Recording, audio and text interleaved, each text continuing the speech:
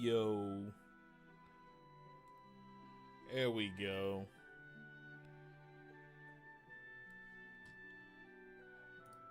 All right, it's the Pandemonium, and we in. We just chilling. We're gonna do something a little different today. I got the boys coming in just a moment.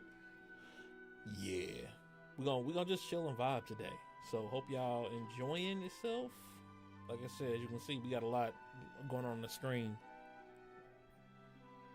Let me go ahead and do this real quick. Bleep. All right, we on. We all live. I didn't know if we was gonna be able to do it, but we got it. All right.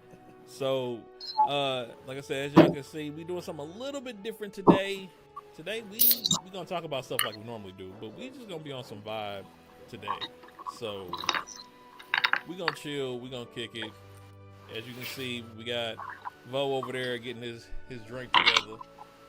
Yes, sir. We got Rod up there.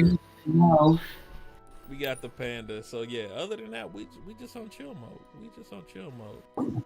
As y'all can see, I kind of switched the format up because I was like, you know what, we're gonna do a couple different things. One, y'all remember that trailer of that remember that was it the Son Goku trailer that somebody did, that side project somebody made? Oh yeah. I remember that. So remember when we found that other anime that looked just like it? I found it. I remember what it's called, but Fog of the Hill. okay, yeah. I found it. Bet. So, if y'all want, at some point later down the line today, we can kind of watch an episode and do like a live react as it's coming. But that's a little bit later. We'll do that a little bit later. Okay. Other than that, like I said, we're gonna do a little bit of, we're gonna do some chill. We're gonna do some, I'm gonna do some gaming while we talking. We just gonna vibe. Nothing wrong with that. How's y'all week been? First off. Ooh. It was alright until an hour ago. Is that when you started on that watch? Yeah. Oh boy. He's trying to get a pen out the watch, bro, and it's like driving him crazy. Look at it. Oh no. And he ain't got no pliers. Like, it's horrible. It's horrible. That's why you keep tools in the house. Bro, he was talking about, he's still moving his stuff. He's like, they in Orlando. I'm like, dang. It sucks when you know you have the tool. Yeah. And it just ain't with you.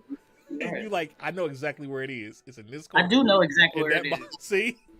I told you. It's like, it's in this corner, in this box, right there. Mm-hmm. It's just not here.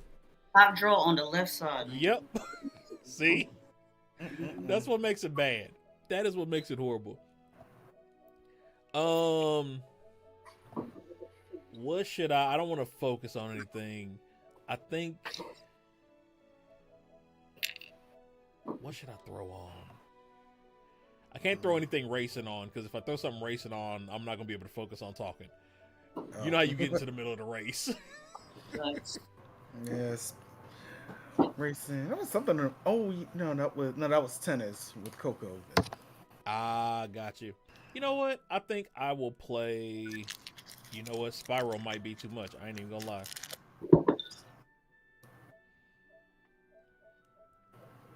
Spyro might be too much.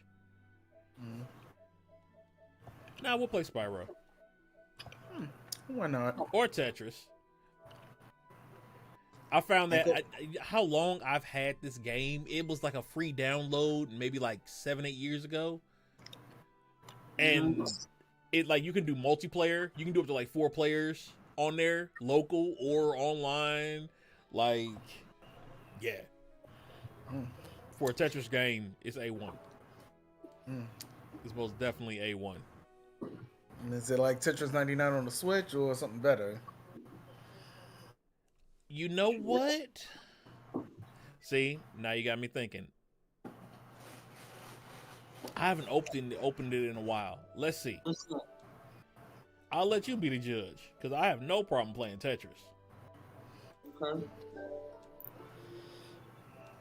I always was a puzzle game. Tetris, Bejeweled. Ooh, Bejeweled. That's one I ain't heard in a minute. That's when I ain't heard Man, no one. Gears of War, not Gears of War, Gems of War is one of my favorite Bejeweled style games. Because that's the one, I don't know if y'all didn't see me play it. It's like, it's got Bejeweled, but then you have your card monsters. Like, mix Yu-Gi-Oh! With Bejeweled. I see. Yu-Gi-Oh! And Bejeweled. Yeah. So, like, by making your matches, you power up your cards, and your cards attack the other cards on the other side. Interesting. And the only way you win by taking out the cards on the other side. I love it. It's a mobile game. It's free. It's a mobile game, and then it was on PlayStation as well. I found it after the fact. Okay. Yeah, that's what's up. Man, a lot of puzzle. That's the thing. You don't see many good puzzle games anymore. I mean, now that I think about it, really like, don't. I mean, that's a genre where it's like you can't, like Tetris, and maybe you think of Puyo Puyo. Yeah. Or Columns. Another one. That's another Columns. Y'all seen that Brick Sudoku game? Nah. Oh, I know Sudoku, but what's that? It's like Brick Doku. It's a mobile game, and it's just brick. It's like Tetris, but they call it like Sudoku. I don't know why. It's got some Sudoku-esque methods. I will give it that.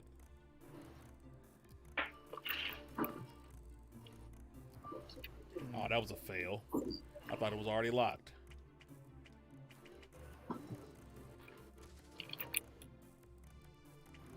But yeah. Can you download that on PlayStation, or is that just like, it's not there anymore? What? What you're playing? This one, I download this on PlayStation. I don't know if it's still there or not. Like I said, I've had it for like 8 years now. I'm sure it's probably in the mix. Probably just gotta dig in the crates and find it somewhere. Probably. If you type in Tetris in the game store, I'm sure it'll come up. Yeah, I'll have to look. I'll have to look it up because you could do multiplayer. You can do up to 4 players, local or online, and it'll be all 4 of y'all screens. It's got one thing, and I hated this. I forget who I was playing, but they were better than me. It's probably my mom. I'm not gonna lie. It was probably my mom. Cause she's horrible. Mom play Tetris, nigga. Bruh. Yeah, I can be pretty nasty in Tetris too, so shoot. But it's one of the things is like, so my side is right here, right? And all 4 are lined up. Whatever you clear goes to their row. Okay. She pulled that Right. trick on you. So it was horrible. Horrible, bro. And she would wait. She's one of them that'll wait until she get like 8 in a row and then catch that luck and that break drop and take all 8 and it was just drop. I was like, see, y'all playing games. I ain't got time. I quit. Tetris was some serious stuff back in the day, boy. Yeah. You remember the Tetris competitions they used to have at the arcades back in the day? I've heard of them. New York. I mean, I was a little kid at the time, so my mom didn't let me go anywhere. So, yeah. But man, I remember I did this summer camp. I probably told you guys the story, but one summer I had some kids acting up, and Tetris for DS it just came out. And this was like one day I humbled them in Pokemon, then another day they were playing Tetris, and I just like they were just talking crap. I was like, you know what? Listen, in this. I did what your mom did. I ain't going. I'm not going. You gotta humble these kids. You do every now and again. You gotta do it. This is like, wait a minute. Hold up. I understand y'all are excited and y'all are new to this. I just have to make you understand. Just because I'm old don't mean nothing. Oh yeah, I mean, I don't know if you saw the memes or TikTok. I remember I saw a TikTok a while ago, like, kid wants a PS5, and the meme was he has to beat the original Ninja Turtle game. I was like, oh, that's downright evil. Oh, no. Evil would have been making them play Shinobi from Super Nintendo. Oh, facts. Just like, yeah. Make him beat Shinobi. That game right there, I don't think we ever beat. Me and my brothers never beat it. The farthest we got, I think, was like a level right before the last one. We ended up finding out later. It was a level right before the last one. It was my brother. And he was just he was zoned one night. and he got there and then like lost right at the right before the last boss or something like that. But Oh, yeah. I hate that. Oh, that's Uh-huh. the worst. And then back then you can't save, right? So there's no memory card. You can't just jump back in at that level. Oh Yeah. no, that's heartbreaking. That The is struggles. I don't know how we gamed back then. I'm gonna be honest. Like kids today, kids who start gaming today are spoiled. Who you telling? Who you telling? I'm like, y'all don't understand the struggle of having to like worry about somebody tripping over the cord because the extension cord's going across the room and the fan's connected to it. or everybody like your room's the gaming room, but Uh-huh.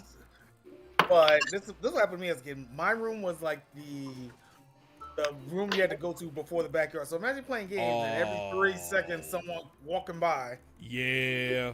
Yep. Or the living room and everybody's walking around while you're in the middle of trying to beat this level.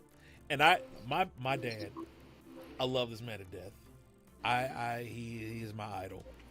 But some days you just can't stand him because he'll walk in front of the screen on purpose and just stand there and start jumping around.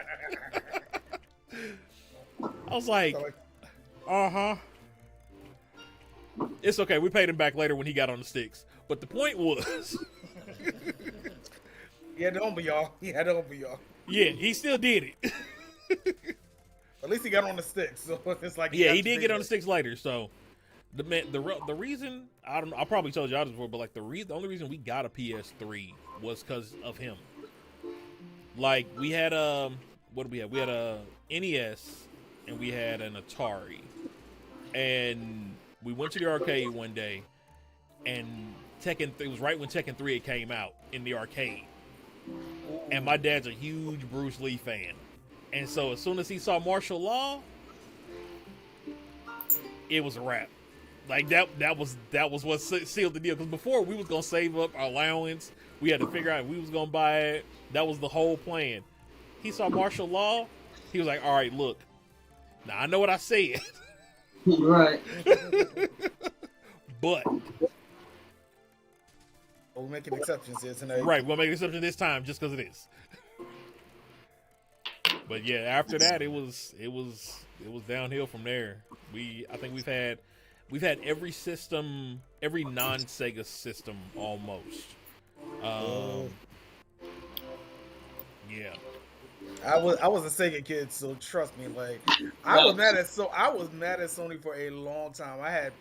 I went NES, Super NES, Genesis, PlayStation 1, PlayStation 2. When PlayStation 3 came out, I was college, so I went to the Xbox. I went to Xbox. Okay. Went to Xbox 360, and then I skipped most of the PS4 era. I skipped most of that era. To be honest. Gotcha. So yeah, we went. What did we do? We did Super Nintendo. Super Nintendo, Atari, Nintendo, N64. That's when I skipped. I didn't get what was the we eventually it was GameCube, but like it was N64, PlayStation 2. No. PlayStation 1, then 2, then Xbox, then 3, then Xbox 360. There was some Switches, there was some Game Boys in there randomly, regular, advanced, and color. All right. Went over to GameCube later, and then it went from there. 4, Series 1. I didn't do like the Series 1S and all that stuff. I just like Xbox One. That was it. I was like, it's the same daggone system. Like, they got some upgrades. Unless your TV can do it, it don't matter.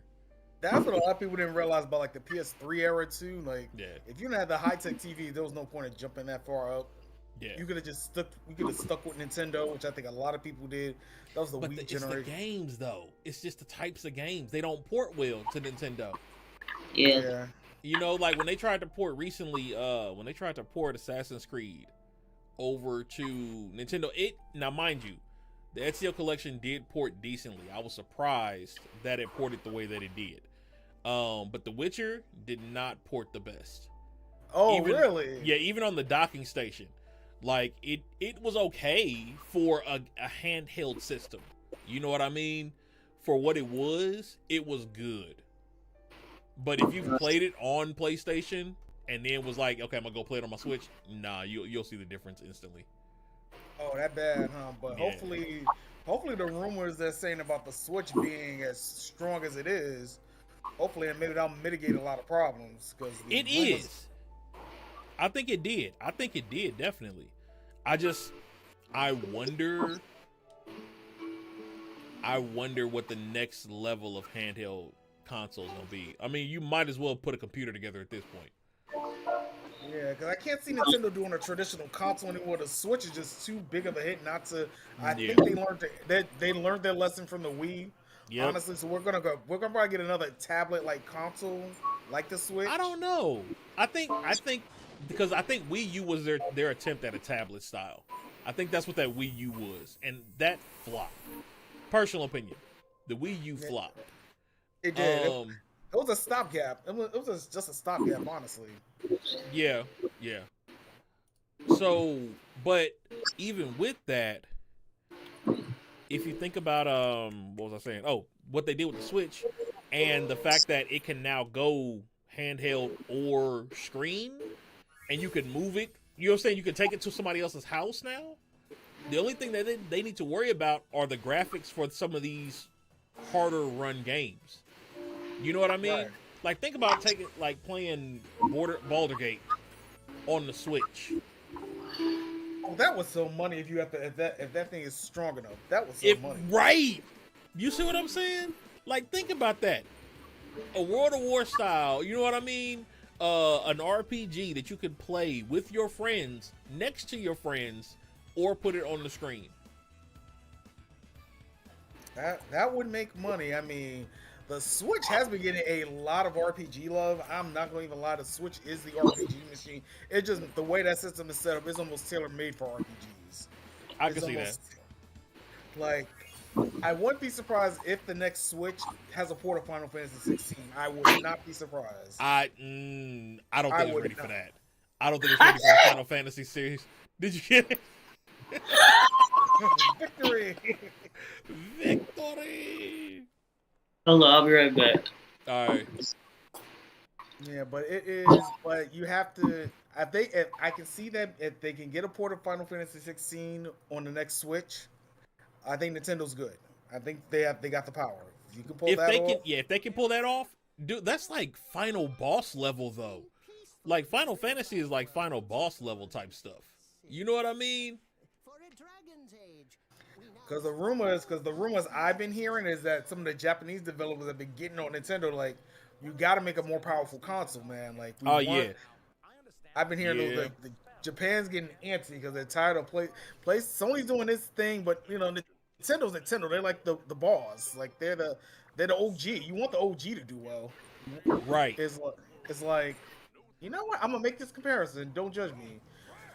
Nintendo's kind of like Goku. Like, the Switch is his Ultra Instinct. You know what? I'm not mad at you. I can see that because like it really is. Sorry, I had to step away for a second to get the light. But I can see that. Like, honestly, the Switch is. So remember, what was the PSP? If I'm not mistaken, the PSP back in the day, right? This is if the PSP came out now, I think it would have done better than it did first.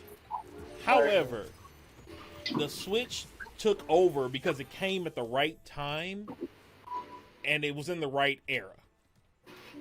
True. You know, so I'm agreeing with you wholeheartedly. Yes, the Switch is it's gonna be the console that runs the longest, but Nintendo's also known for quality. I mean, think about how long they keep their games going. You know what I'm saying? One Mario game will last 6-7 years before they put out another one. I mean, look how they milked Mario Kart 8. That's a perfect example. Look how they milked that. from the Wii U all the way to the end of the Switch cycle. They milked it enough. They've been able to get Mario the mobile game tracks on the game. They just now added Diddy, Pauline. They just finally added Funky Kong back into the game Right. with the last breaks of the DLC. It's like we're not getting a Mario Kart 9 anytime soon. Oh no, no. I agree with that. I mean, because if you think about it, we got Mario Kart 8. Was it 3 years ago now? I want to say it was 2020. So yeah, 2020. I want to say so. Let me check. Okay, go ahead and check it. Yeah. Let me see what year that came. I want to say it came out 2018. So it could be. That sounds. I'm like 4 or 5 years. Sounds about right. Yeah, because Deluxe came out with the Switch. So Mario Kart 8, the original release date. Let me see here. Oh shit, 2014. 14. So it's even longer than that. So that was what, 10 years now? Nigga, 9 years, nigga. Right. EA can't even pull off nothing like that. That's what I'm saying. 10 years, one game, and they just started releasing extra maps. What? Last year. Mm-hmm. Like, come on. Who can do that other than Nintendo? Who does that other than Nintendo? Rockstar. Rockstar. What did Rockstar put out like that? GTA 5. Oh yeah, GTA 5 came out 2013, nigga. But that's like one series. Nah, yeah, I'm just saying. Yeah, no, I give you that. I mean, because other than that, I would say, Elder Scrolls 2. Elder Scrolls is Bethesda. Is that Square? No, who's that? Bethesda is its own entity now. If I'm not, or is it owned by Microsoft? I forget. Also, Dragon Age. Dragon Age, I think, is for different reasons.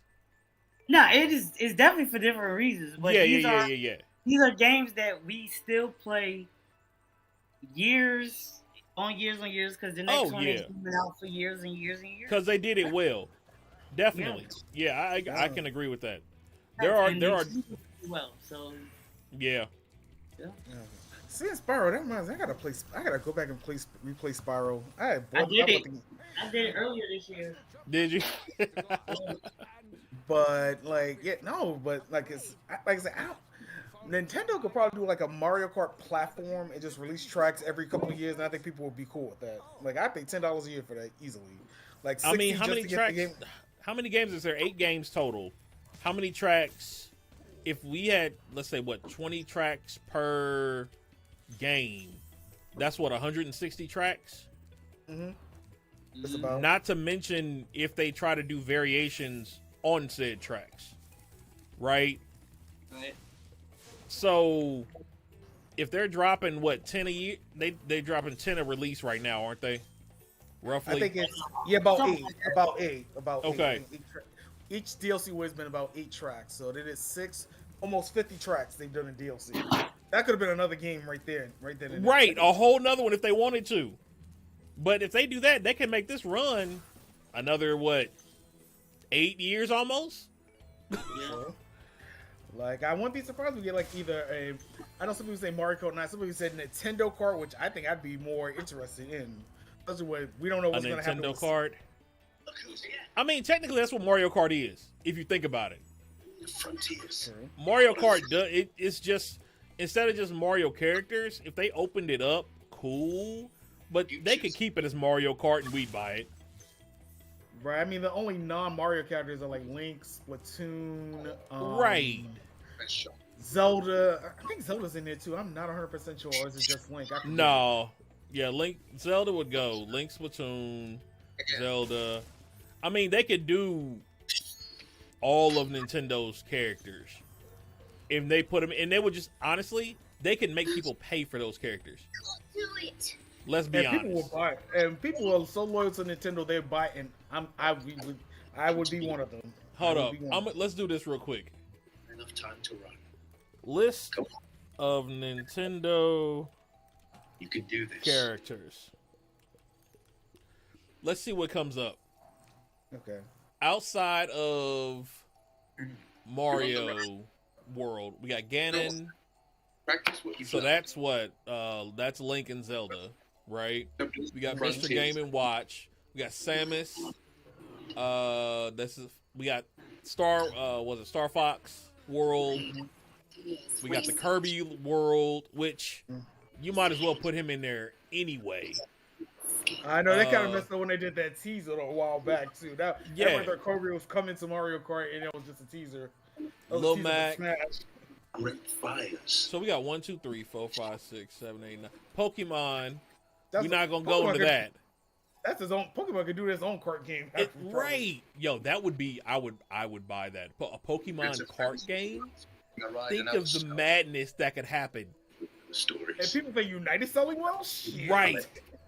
Yo, Nintendo, if y'all do that, you got it from us. Just putting that out there. Pokemon kart, and they need to bring Pokken back too, because that was the Tekken creators did Pokken, so that's another. Oh yeah.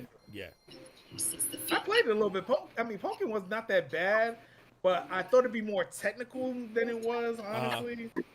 It was, Tekken, I know you always say Tekken's more technical, so I was expecting more technical fights. Yeah. I hadn't played it. I heard it was decent. Honestly, I hadn't even got a good look at it. I'll be honest. So I'll have to go back and take a glance to see. All right, I'll be right back. I gotta go grab something. Oh, you good? Go for it. Man. But yeah, that's a heck of an idea. I'm not even gonna lie. That ship sailed the Styx already. All I can hope for is to limit the damage. What you playing, Boulder? Yeah. An archdevil soldier I swore in my good eye to kill. I tracked her through the hells to the Shit crazy, man. But the damn finally got this shit. I told her to come so I could put it on her wrist. Check, make sure it fit right. I took out 2. I put it on my wrist and it was kind of snug. Okay. I put 1 back in. So there's 3 out now.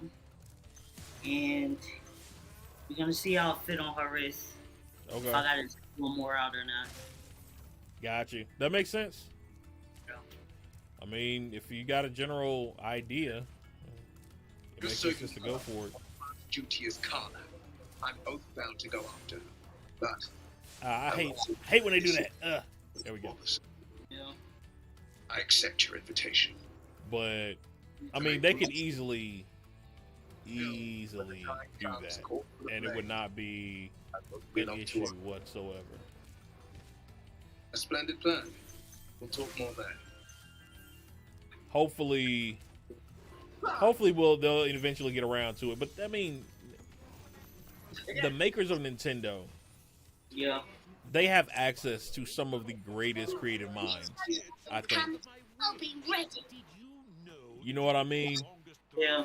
The fact that they stay with one thing, I'm not gonna lie, I wonder how long it's gonna last. Like, I really wonder how long it's gonna last. Like, Mario can go for forever. Legit. Yeah. Mario could go for forever. I'm not mad at it.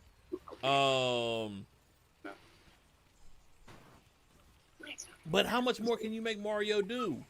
Bitches at the talk of the chat. I'm sure they'll figure out something.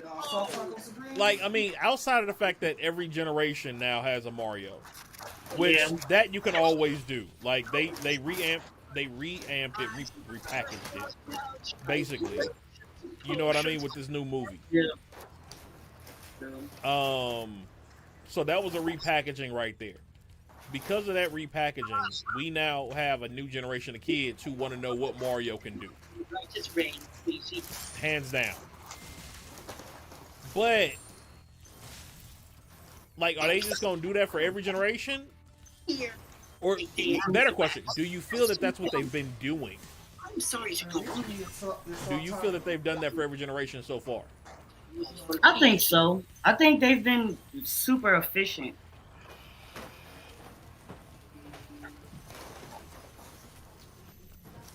Part of me, okay, check this out. So, I'm listening. Part of me is thinking, technically, we are the generation of Mario. Technically, we're the first Mario generation. We are. We are. Like, We Zelda, started. was Zelda before Mario? No. No, Zelda came after. When did? Okay, hold on. Let me look this up. Mario came out. I think Kirby's older than Mario. There you go. Anything else here? Mario debuted in Donkey Kong in '81, but Super Mario Brothers came out in '83. Let me get that. Right. Kirby debuted in '92. So Really? I thought it was late 80s. Could change in an instant. No, it looks like '92 is when it Dreamland from the original Game Boy, April of '92. So it's 10 years younger than Mario.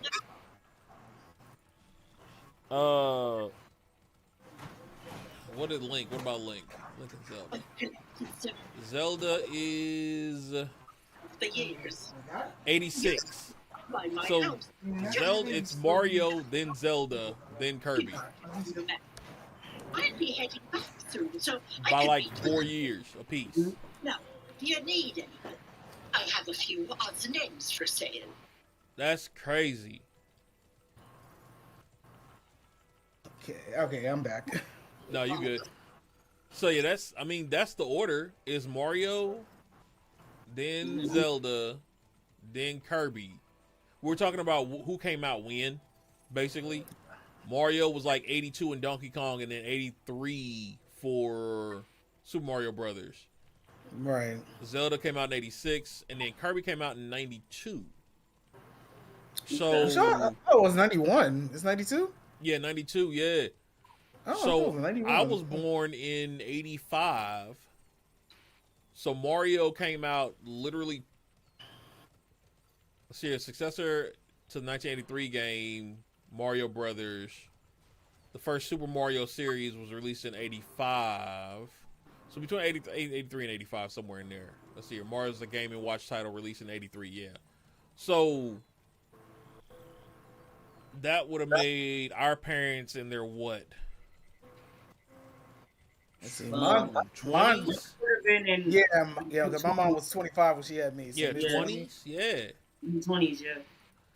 So they really weren't, unless you had gaming parents, they really weren't gaming. So technically, we are the first generation of Mario.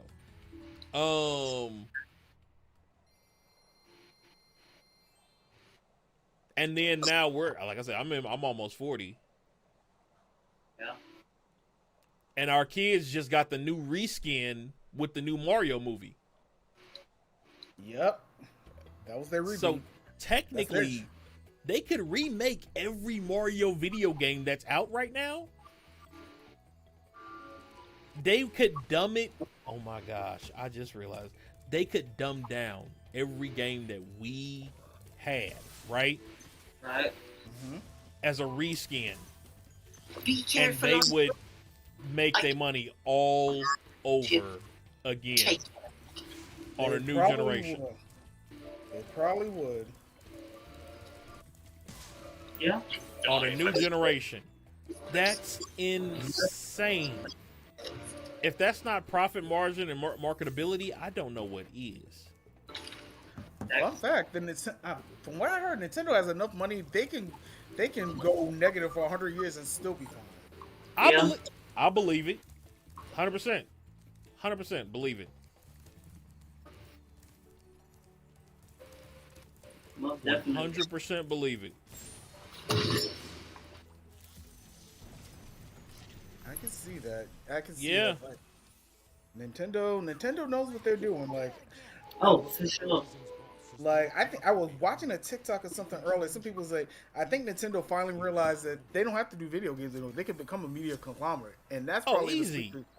the sleeping giant. You don't want to be a media conglomerate. Right. It's gonna end up being Disney versus Nintendo. That's a tough one to decide. That I can't pick sides on that one. I can Nintendo all day, Or face it for certain. and I'm a Disney kid, but Quite the Nintendo truth. all day. If I gotta choose between the two, and like the creative abilities, I would think of it It's this good, way. but there's a Give whole Nintendo We Star need enough Wars or Marvel. to safely to What Baldur's would Gate. happen? And while I don't doubt your abilities, You know what? You got a point there. As a Sonic kid, I gotta admit, I've always wished Nintendo could have brought out Sega and got Sonic. I've said that for years. Probably would have got Sonic Superstars long ago. must be leading them, bringing discipline to their Yeah. ranks. Take out that leadership. But easy would have got something like Sonic Superstars a long time ago. A while. You know what I'm saying? Like, To the task. what does Nintendo not have the ability to do? We've seen them do it with their games over and over and over. Right. Yeah. And if the Mario movies any indication, they're definitely gonna. The big IPs are definitely going to have their own movies. As soon as Yes. you give I can see the hardest one I think is what probably I would have said Donkey Kong, but seeing how they did him in the Mario movie, I'm like, yeah, no one you could probably do a Donkey Kong movie. So yes. Oh, Donkey Kong would not be hard at all. Between the amount of CG Donkey Kong type movies, you know what I mean? We got King Kong.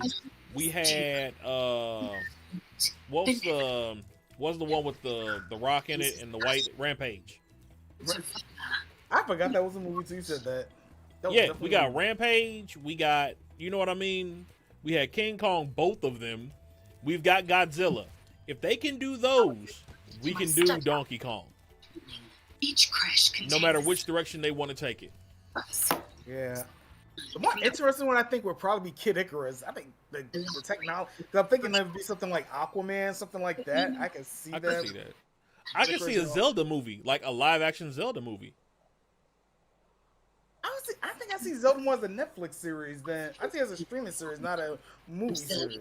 Zelda seems more fit for a movie series as a streaming series. Like I see it on like a Netflix or Hulu. I would or do it something. more Lord of the Rings. I'm not even gonna lie.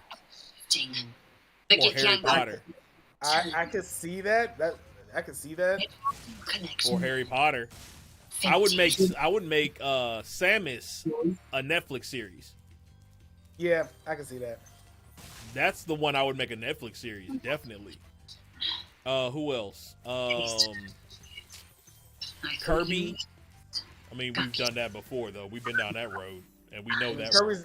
Kirby as animated as an anime was well received. So Oh well, very well. I mean, That used to be one of my favorite cartoons. You've earned my respect. that was a crazy one. Kirby was Even a as crazy an one. animated like movie, like CG movie, I think that it would go well. Proven your courage. If you do it the same style as the Mario movie with Kirby, Yeah. it could work.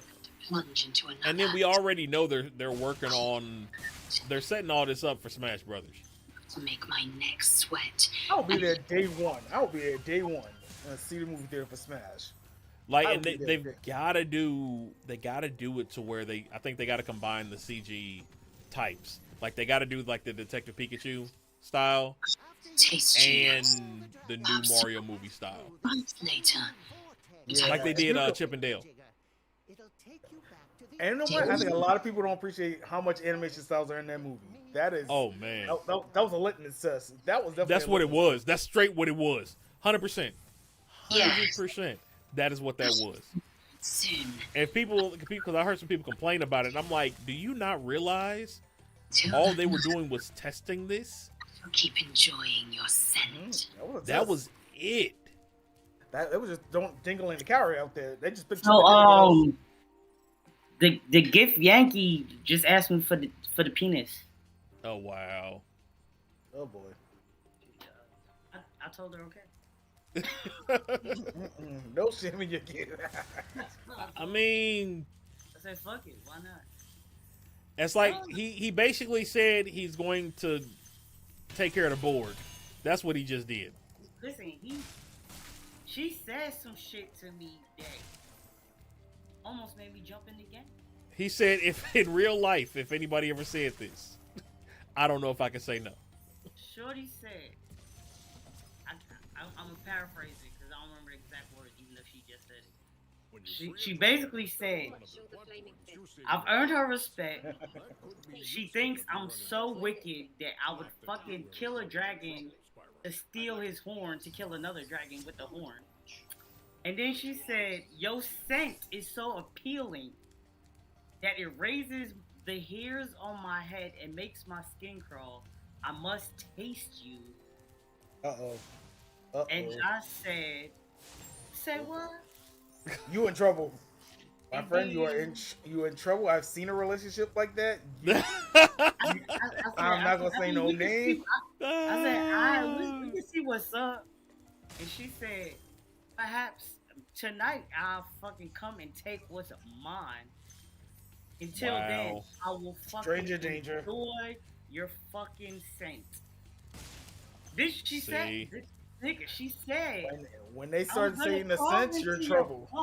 And take what's mine. That's what she said to me. I mean, Can you say no to that?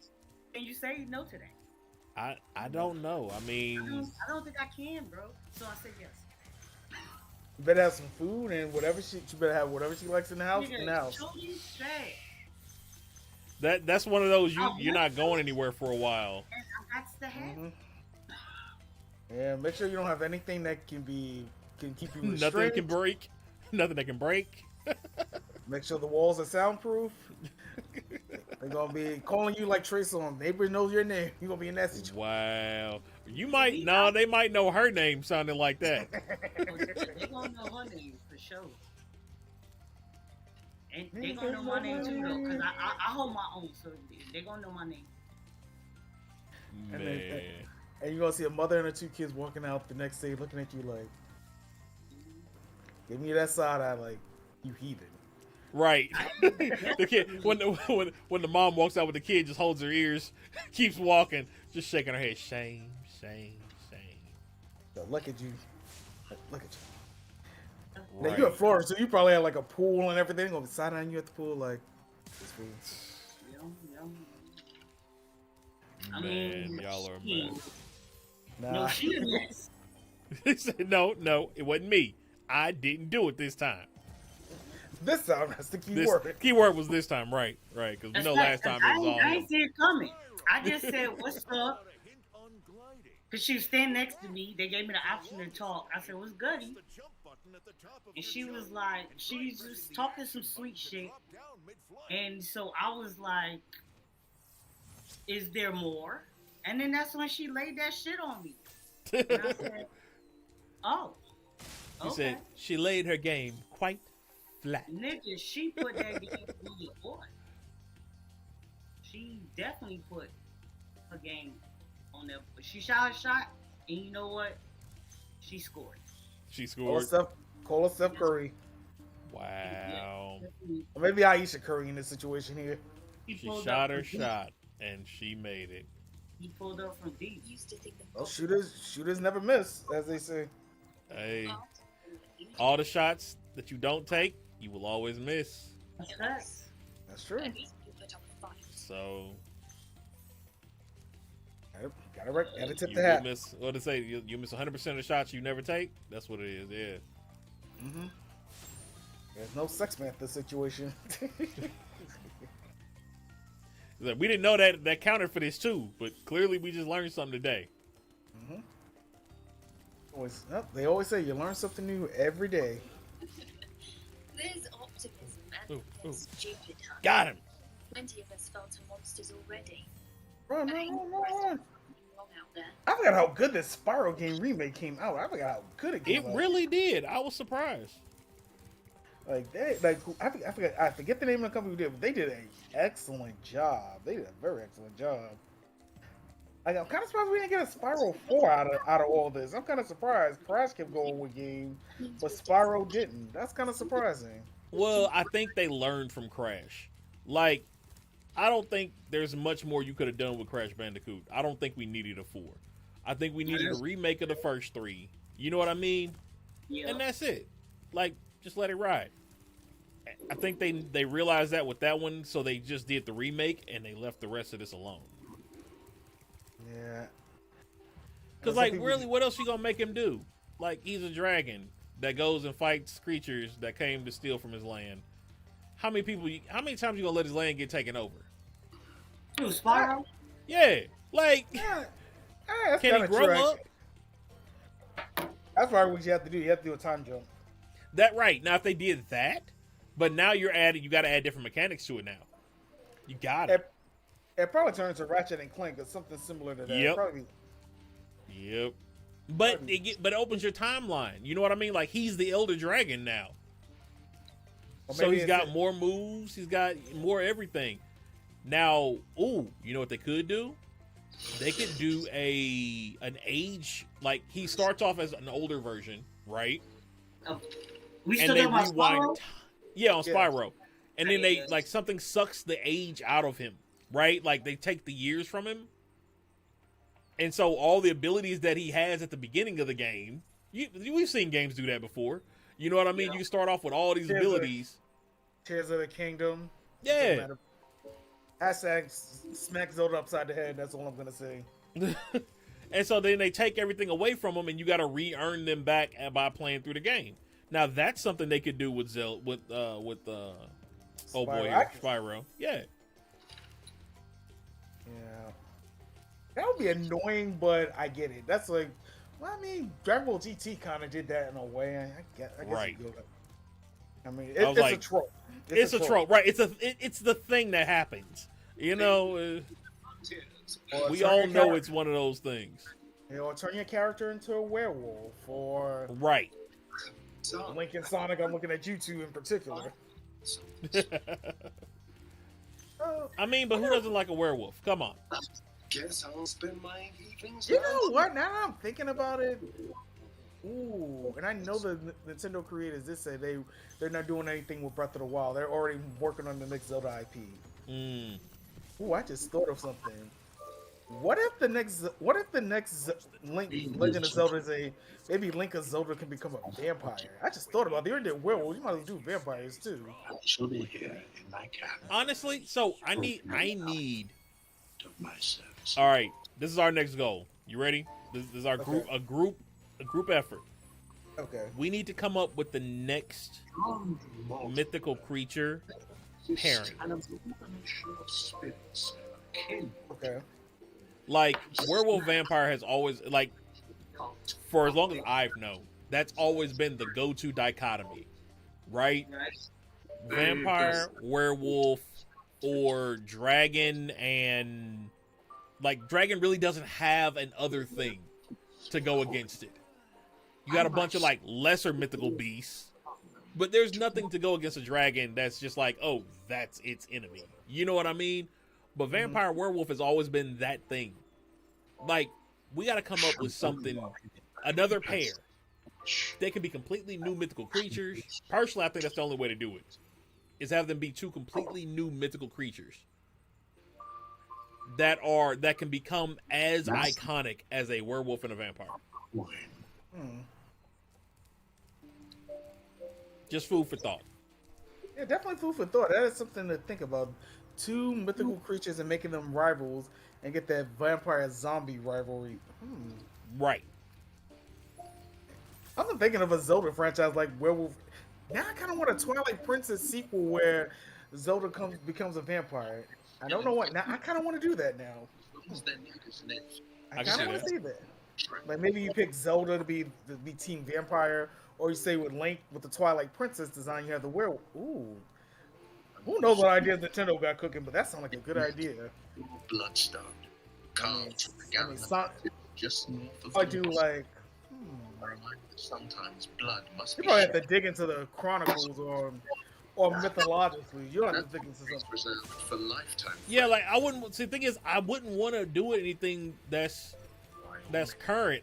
The only reason I would want to go into it is the only reason I would want to dig through the backlogs of ancient lore. One, to see if there's something that we just in Western Hemisphere that we don't know. That's one. But two, to combine creatures. For a heart. I made my Or, That's yeah, the only other reason that I would want to do that. or combine like something from Eastern mythology with Western. Right. Wait a minute. That might work if it's like an East versus West type of thing. Well, I don't want it to be against. I want it to be like a whole new creature. True. A whole new set of everything. that breaks the normal dichotomy that we've got right now. Privacy. That's definitely something to think about. Definitely something to keep on the back burner and think about. Yeah, like the arrangement, it has to be a powerhouse Discuss. and That's the spirit. a lithe being. You know what I mean? It's got to have you have to have the physical dichotomy, one. And then you just build the powers around it. Okay, well, definitely gonna sit and think about that. 'Cause I can see 5 different ways to go, but I need to sit and cook on that one. That's what I need to cook on. Definitely need to cook on that. That's something. It'll be interesting when these game series are getting bigger and crazier, costing more money. You got to make sure the idea sticks. I mean, shoot, sometimes you can go, if it ain't broke, don't fix it. But sometimes you can tweak it and make it new too. You gotta Yeah. That's the thing, you know. What do we do to? Because like we were talking about, we got this whole new generation of kids who know nothing about The Blade of Frontiers. They know what we grew up on, right? They know our stuff.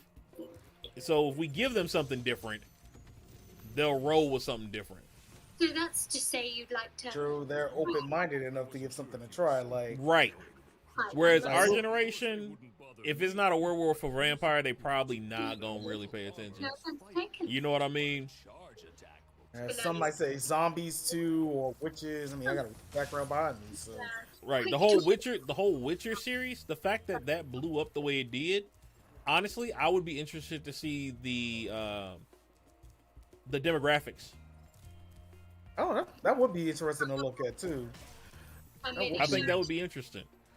You know, who You've reached your limit. really watched it the most? Was it kids? Was it women? Was it older Right. people, younger?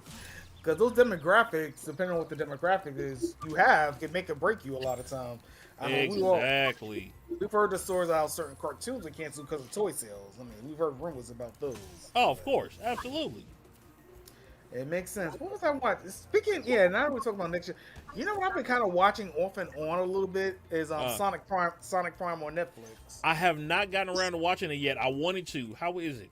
Besides, It is not bad, but you know what it was making me think of? It's pretty much Sonic's Flashpoint. I'm not telling you what I'm doing there. Anything. And I was like, I'm watching them like, this is just another way to do Flashpoint. I'm like, oh my god. That's what I sounded like when I saw when I saw the preview of it. I was like, so they took Sonic and made him the Flash. Like that's what it sounded like to me. I mean, if you think about it, in fictional speedsters, Sonic's probably the only one who hasn't messed up his timeline yet. So Man, Sonic messes up enough of everything else. He didn't need to mess up his timeline. But funny enough, it works. Multiverse, it works. Yeah. Like, I mean, a speedster's gonna mess up a timeline. That's a It's a trope now. Yeah. That is true. That is a trope now. I'm watching. It's not bad. I'm like, I finished the first season. I'm about halfway through season 2, and it's good. Like, I'm like, you know what? I can see. We were just talking about next year. I mean, just had the Ninja Turtle movie come out. Just had Barbie come out. So it's just like, yeah. Like I said, they're rebranding everybody. Fast friends, it would seem. But, I mean, go by this summer alone. Yeah, Ninja Turtles, Barbie, Transformers. What other old franchises came out this summer? Let's see here, Ninja. So I wouldn't consider the Ninja Turtles on this one, only because we've had like 6 iterations of Ninja Turtles over the last 6 years, literally. There are few feeds. Like they keep trying to reskin the turtles Suppressed greater instead of just letting it sit. have shown no signs of turning. Like, but look who owns it. But look how many cartoon versions of Turtles are there right now? Is it like 6? Right now, let me see. You got, I think 87. Or if you're talking strictly cartoon, 87. Strictly cartoon, yeah. 87. 4 Kids, that's 03. 2007. I guess you can count that. I guess. 2012 Ninja Turtles, the Rise Turtles, and the Ironically, the Mutant Mayhem makes 6. You're exactly right, 6. 6 Yeah. animated versions of Turtles. And most of them are within the last 10 years. Let's see. I'm not trying to use them. Where's it? 2012. 2012. No, you're close. I think 4 in 10 years. But you had 10 years would be 2013, so that would have been like the second season for the 2012 Turtles. You had 2012. And you had Rise. No, 3. Just 3 in the last 10 years. Okay, that's still not bad. But that's a lot. But then you got to remember, Turtle changed hands too. That's Companies, yeah.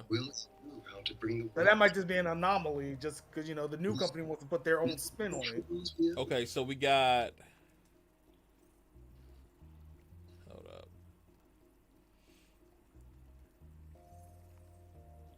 Are these series or no? Come on, give me the years. I just want the years.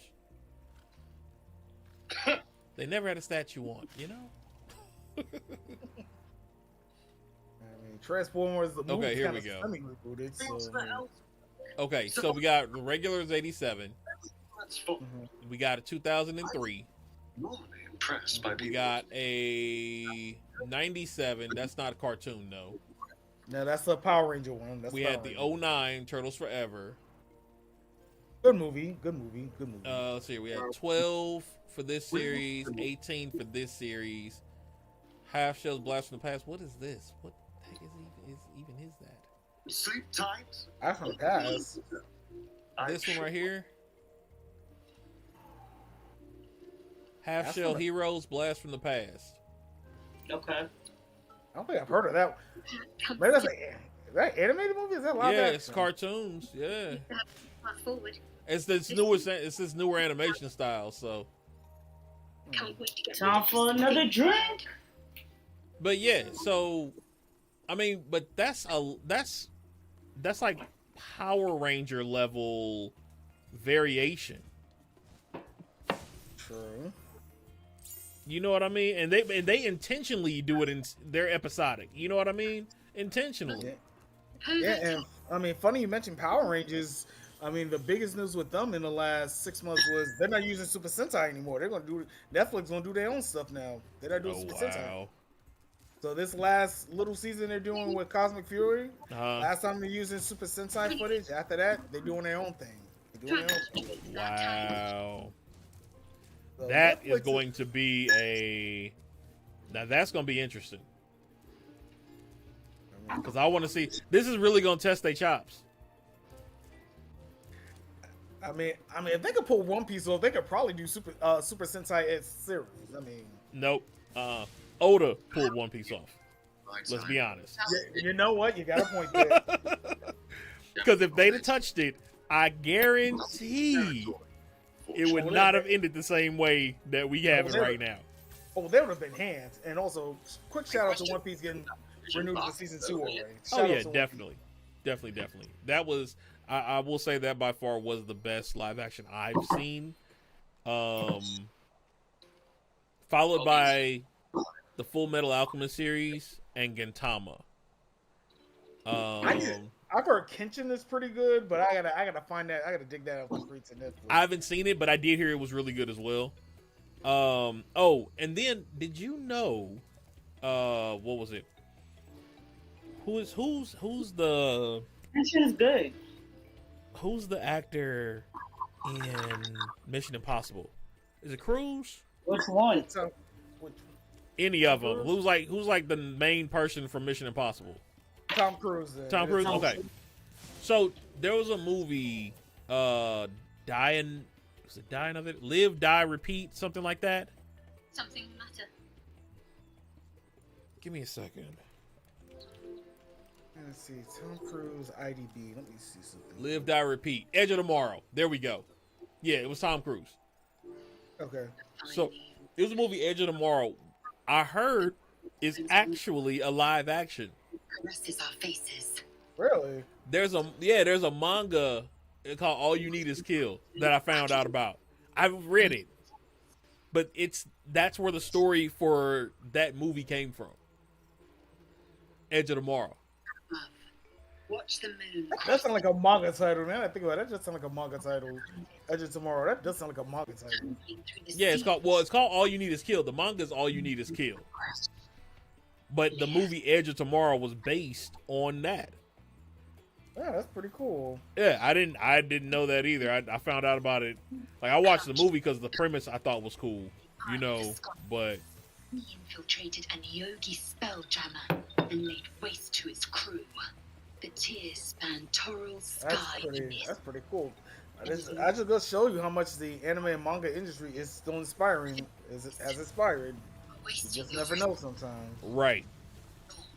We resume our I'm just like, so what? My personal thing is, why didn't they just bring that out then? Because that movie's been out for a while. It's been what? Yeah, 2014. Only a About 10 years. Yeah. Probably didn't want to use the manga title. Probably, who knows? Well, not even the manga title, but just using the fact that it was based off a manga. They would have got, I mean, they got 91% on Rotten Tomatoes, right? With that, like, that's gotta be an easy pull for what they were trying to do. You know what I mean? Mm-hmm. Like, had they said it, how much more would they have gotten? Yeah, that's always a good question, nonetheless. But I mean, considering 10 years ago, I mean, manga and anime is becoming more accepted now than back then.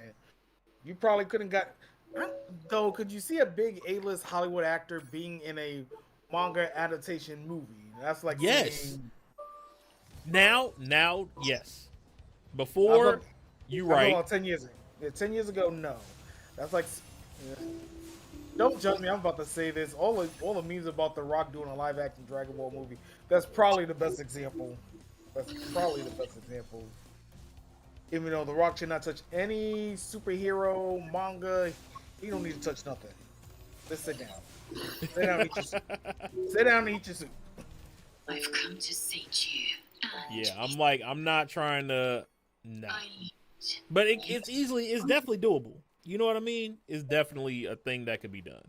So we definitely got the technology to do a lot of anime and manga. I mean, we got the technology. Like I know my top one would be Blue Lagoon, but I know that would be just too easy. That would be 100. That'd be a $80 million opening weekend. Blue Lagoon as a movie, that'd be $80 million easily. I can see that. Because the inspiration was Quentin Tarantino movie. So if you do it exactly like a Quentin Tarantino movie, the design of it. Hold on. Yeah. Hold on 1 second. Let me show you. Close your eyes and submit. Dang, hold up a minute. Right, what over there doing? I'm about to focus. See.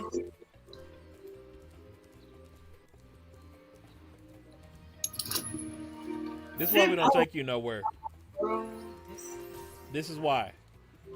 What happened? This is why we don't take him nowhere. She wants me to submit to her, but I'm about to tell her, no, you gotta submit to me. But on a 15, that's a fail. Nah, nigga, wait. Hold me down. Go. I'm just saying, as prideful as she is, I don't know if a 15 gonna roll, bruh. Yeah, it didn't. Yeah. You probably got the wall on that 20 or something. You would have had a 20, right? I had a 10. Speaking of nat 20s, you know what I've been still enjoying that TikToker that's doing One Piece as a D&D. I am so enjoying those TikToks. Close your eyes. I am so enjoying that. I don't know why, I'm really enjoying it. Just throw that out there. Nah, nothing wrong with that. Nothing wrong with that. I don't think what else is going on in the world. Now, one thing I'm gonna wait till the dub comes out, but I've been hearing another good thing is the Pokemon Horizons anime. I've been hearing some very, very good things, but I think I'm just gonna wait for the dub at this point. I'm not gonna even watch it illegally or sub. I'm gonna wait for the dub. I'm just gonna wait for the dub. Okay. Usually, it's probably going to, unless I just catch up with any non-subbed anime I'm not watching, which will probably be. I think I'm just watching Kenshin right now. I think I'm gonna watch. I can jump into Jujutsu Kaisen piece. I'm at episode 670, so I'm like halfway through Dressrosa. Okay. I'm about halfway through that, which is not bad. Dressrosa is not bad. I can see why some people say it Yeah. drags. I can see why. Even the fast forwarding through, even cutting out the opening and ending just to make it like 15-minute episodes. It's still It's a dragging. lot of lore. Yeah. It is a lot of lore. That's definitely the Dressrosa is definitely a lore built. It's time to rise. You get a lot of answers in Dressrosa. Right. And some people just don't like lore, and I get it. Yeah.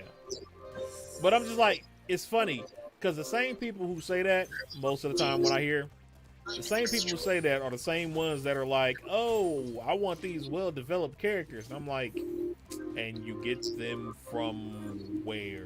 Because without lore, We seek purity. how you gonna know what the character do? May you again should How you gonna know the backstory, or how you going to like, what's his motivation to fight? Right, right.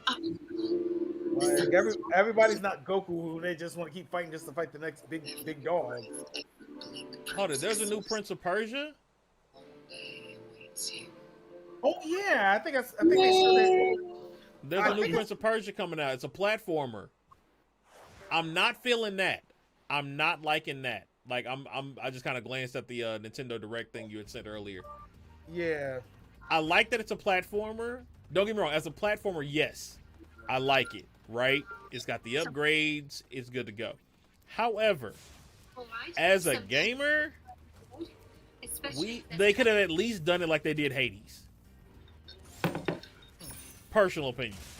They could have at least did it like they did Hades.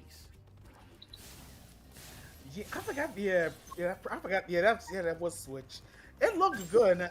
I know the most surprising, at least the when I was watching it on Twitch, I don't know if you were surprised about that trombone game. I was like, oh my god, that is so hilarious. Like, that is so funny. Yeah. But Nintendo, like, that Nintendo Direct has some bangers, but... Yeah, I'm kind of skimming through it here right now. We got Splatoon 3. We got Mario vs. Donkey Kong. We got Horizon Chase. We got Prince of Persia. They got a new theme game. A new Super Mario RPG, another Code, a Princess Peach game, Saga Emerald. They're remastering Tomb Raider. Yeah, that's and you can toggle between remastered and if you like the old blocky graphics, you can still do that too. So Interesting. Yeah, now that's gonna be in. I never played Tomb Raider. I might cop that. I never played Tomb Raider.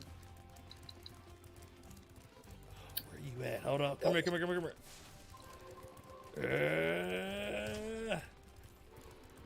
Oh, nah, fam. You're not going nowhere. Come back. Yep. Where you at? Ah, come on. Trying to find it.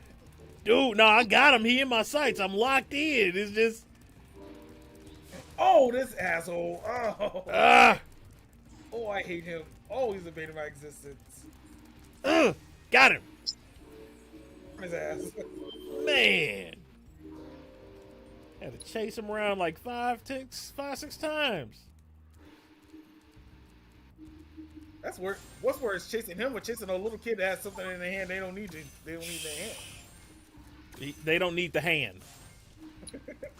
How about that? Good point. I'm gonna treat you like they used to do thieves in Agrabah.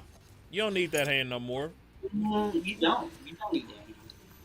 Did they do?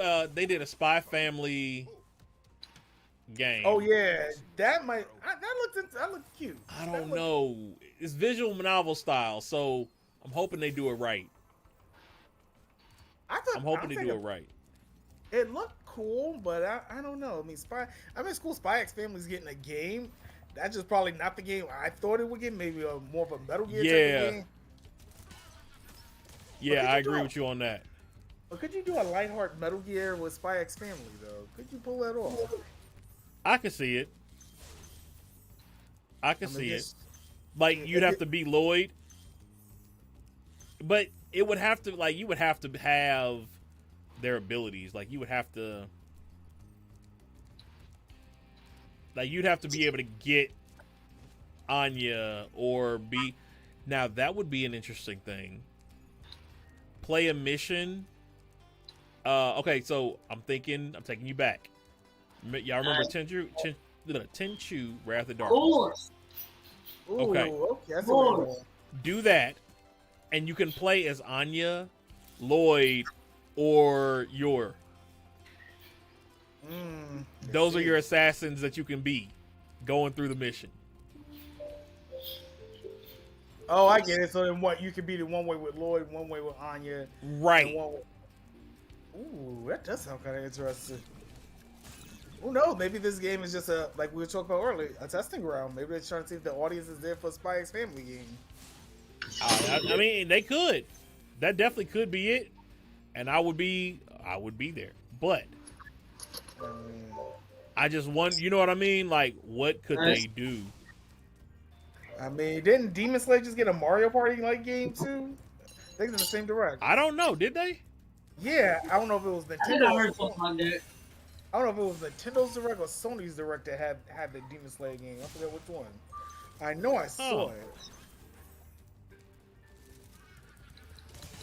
It was the last Nintendo. I remember seeing like a Demon Slayer Mario Party like game, or like a teaser for it. Nah, I hadn't seen nothing about that. I'll have to keep an eye out for it. Let me see if I can find it real quick. I'll probably just send it in the group chat real quick. Let me see if I can find it.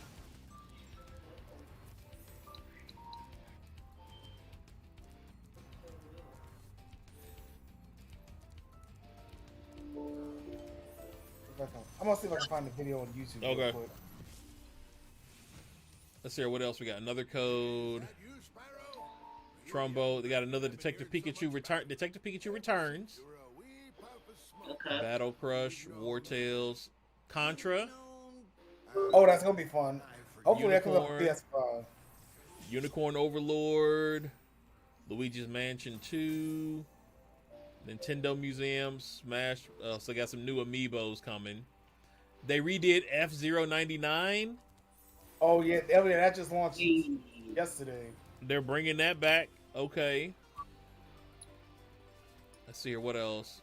Bando Tale, Song of Nunu.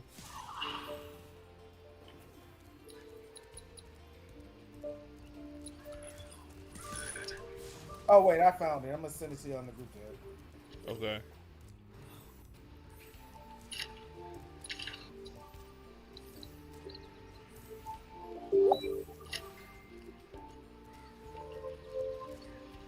It is really Demon Slayer Mario Party. Oh my god.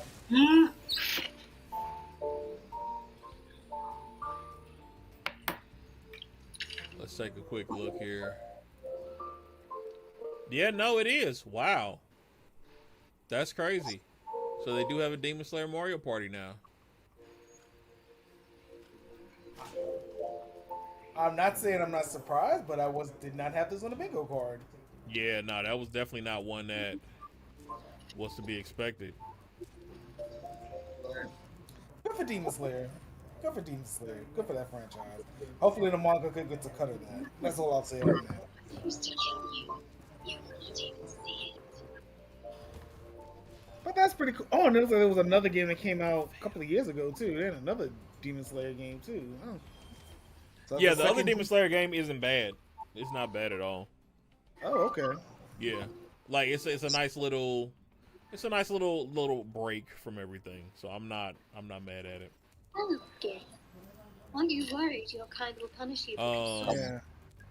Yeah. That's pretty much the highlights for the Nintendo stream. And for the Nintendo Direct, I think Sony had more Spider-Man, Final Fantasy VII. That's all I remember. Anything else, I just don't know the franchises, so I'm not too familiar with Sony stuff. outside of Gotcha. Right. I don't Final think Fantasy. Yeah, the next Final Fantasy installment is next year, and then They Spider-Man just 2 released Final Fantasy. They just released 16 just a second ago, didn't they? 16's been out since I think June. I want to say. Yeah, so that just came out. So were they about to release something else? Yeah, next year. It comes out next year. The release is next. I want to say next February is when it comes out. Wow. I don't know.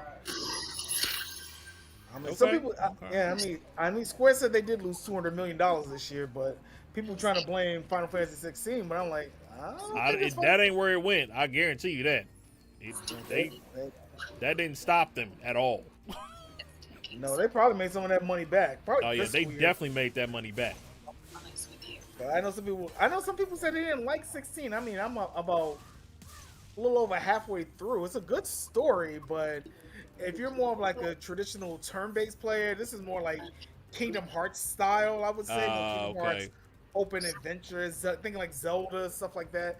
If that ain't your cup of tea, you ain't not gonna like this. And see, I think I like when game series do that. Sorry, I like when a game series does that. Reason I say that is because like Fire Emblem, right? I never would have played Fire Emblem before because it's a turn based, and I cannot do like outside. Like there's the original Final Fantasy VII, right? True, I can rock the original Final Fantasy VII for nostalgia's sake only. Like that's the only reason I can do that. But outside of that, nah, there's no way I'm gonna make from that ship that crashed. I'm gonna make through a game like that. There's not. I can't do it. But the way that they did the new Fire Emblem, they not the last one, the one before it. I think it was New Hope. It's Muso style. So y'all remember like Dynasty Warriors? Yeah. It played like that.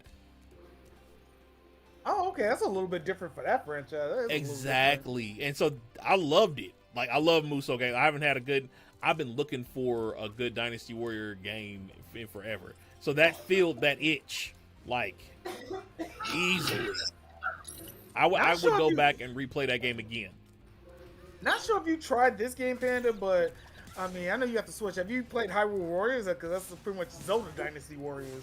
I have not. I did not know that. Yeah, there's two games. Hyrule Warriors. It's Zelda meets Dynasty Warriors. Okay. I'll have to look at that one then. Cause yeah, we played that like, and the way they do that one, there's 3 different houses, like 3 different schools basically that your character can join in this game. So each path is different because each set of characters are different. Oh, I know which one you're talking about. Yeah, I heard that game was pretty good. I heard it was pretty good. Yeah. So like I could easily go back through. Like I beat it through with one house. I could easily go back through and play it with the other 2 houses and not have anywhere near the same experience. Like they would all 3 be 100% different. That makes sense. That makes total sense. Which is crazy because I've not seen a game be able to do that. You know what I mean? In a long time. It's looking a little small.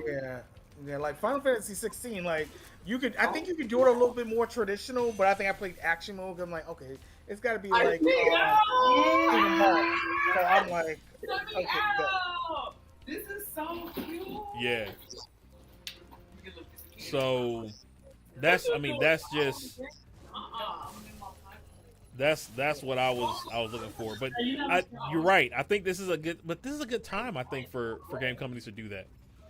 Just in general, like I think this is a good era to start testing, like for the new generation, what they're gonna allow. I think that's what they're trying to do. Right. Like, what are these kids gonna allow, and what are they not gonna allow? Because, yeah. You know what? Not gonna lie, it's funny you mention that. I'm thinking about Mario Wonder. And you know what's different about Mario Wonder? There's no time and there's no score. That's my podcast. Oh wow. Yeah, I think I've seen like even when you do the Google, it's like great, good, excellent, wonderful. Like you don't even get the. I don't know if you do the 1-ups anymore. So you I get don't right know. the extra lives. That's why I was like, how they gonna do? How if they take that out of the Mario game? Like, is it really Is it still a Mario game? That's a good point. Like, You what's the know, score? What's my score? Like, right? Like, that was one of the best parts of the whole situation was that you could come back and be like, all right, cool. I need this many lives. I'm 3 points away. I'm gonna go ahead and do this because I'm gonna die, but I'm gonna try it anyway because I know I'm gonna get that point on the way down. Like, it's crazy. yeah, just Keep talking. I just got the game up while I'm talking. it's crazy when you think about it. Like you can see that like Mario 1 is definitely like that's definitely for a new crowd. That's a new crowd. That us old heads are like Indubitably, that's definitely a new crowd. Like that's a whole new. They're revamping. Like I said, I think they took a cue from Nintendo, and they're revamping. They're attempting to revamp their franchises now. And if we catch, I mean, it's like anybody. If you catch them when they're young, they don't know the difference. Plus, we got kids today have a whole different art style than what we're used to. Not on my office. You know what I mean? So Like it's a whole different art style than what we had, and so personally, I say they can get away with more. That's just honestly. me. I agree. Like even like I'm thinking of Sonic 1 and 2. That's pretty much just a Super Mario Brothers, new Super Mario Brothers in a nutshell, just Sonic's way. Uh-huh. I mean, now that I think about it, I don't even think I saw lives or scores on that either. Now that I think about it, I don't think I saw that on Sonic Superstars. I didn't see that either. Which one? Sonic Superstars. I don't think I saw a score live system on there. Oh wow. But I guess like I said, just a relic of the past. No more high scores. No more lives. It's just the era we're in now. That's interesting. Yeah. I guess modern kids don't like dying. I guess I don't know. See, but and that's my thing. I'm like, what do you there? I don't. Okay, this is where that like, I guess where people call like elitist thing comes in. I'm not an elitist. I'm not a game snob. Okay, I'm not. But I feel that there should be a mode for that. If that makes sense. Like I feel like when you set a game on casual mode, that should be that sort of thing. You know what I mean? Or like when you have it on novice mode. You know, that I feel is when that type of a vibe should come into play. But I feel like the game should still be a game. The point of a game is to win the flipping game. Like beat the story, or beat the boss, or right, it's a challenge. That's the point of the games historically. The games came from like ancient Greece. You had to win. It was life or death. Like, you know what I mean? Like that's what the games came from. Like you gotta cut your teeth on these games, and you can't cut your teeth anymore. Like, oh yeah, no, not at all. Like I'd be worried if I had a kid. I'm like, they're not gonna learn the way I learned. They ain't gonna go through the trenches the way I did. And I don't think they need to. Like, and I understand that completely, but I don't think they fully need to go through it the way we went through. But I feel that they need to go through. They need the experience. They need some experience, right? And what we went through would not have helped us with today's society. So, no, I don't want them to go through the same thing we went through. Heck, if I can keep it, I don't want them to go through anything. But I want them prepared. You know what I mean? And sometimes certain situations are going to require a certain amount of adversity. You learn, unfortunately, and I hate to say this, you learn through pain. Sad but true. And it's not always. You know, it's not everybody. You know, it's not everybody, it's not always. But there is a large spectrum of the human race that learns by pain, unfortunately. Or you learn your greatest lessons that way, at least. Because that's prime example. You can have 15 great birthdays, right? if that 16th birthday is special to you, right? If birthdays have been made special to you, and on that 16th birthday, you don't have a birthday party, Right. that pain is going to stick with you longer than them first 15 ever will. That's true. You know what I mean? And it's just like, but why? Right? Like, why? How do you reformat your mind to not allow pain to be the driving stimulant? We went a whole different way. We just went a whole different topic. Anyway. But yeah, like how do you get, I mean, and that's for adults. You know what I mean? That's not even a kid, that's an adult thing. Like, how do you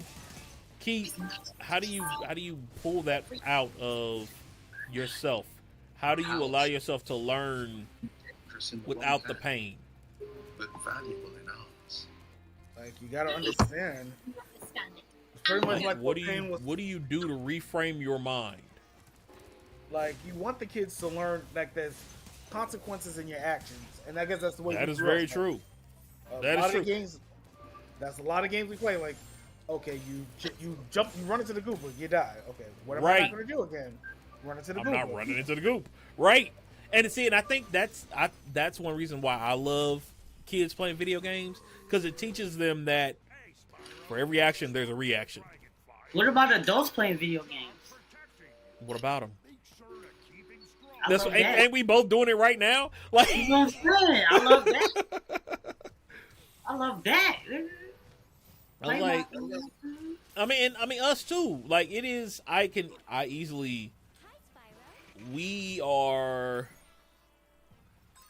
We could quite easily be the cream of the crop. I know.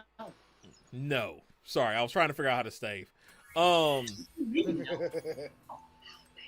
Okay, there we go. It's saved on its own. I was trying to figure out if it was saving or not, so I had to get to an next dragon. No,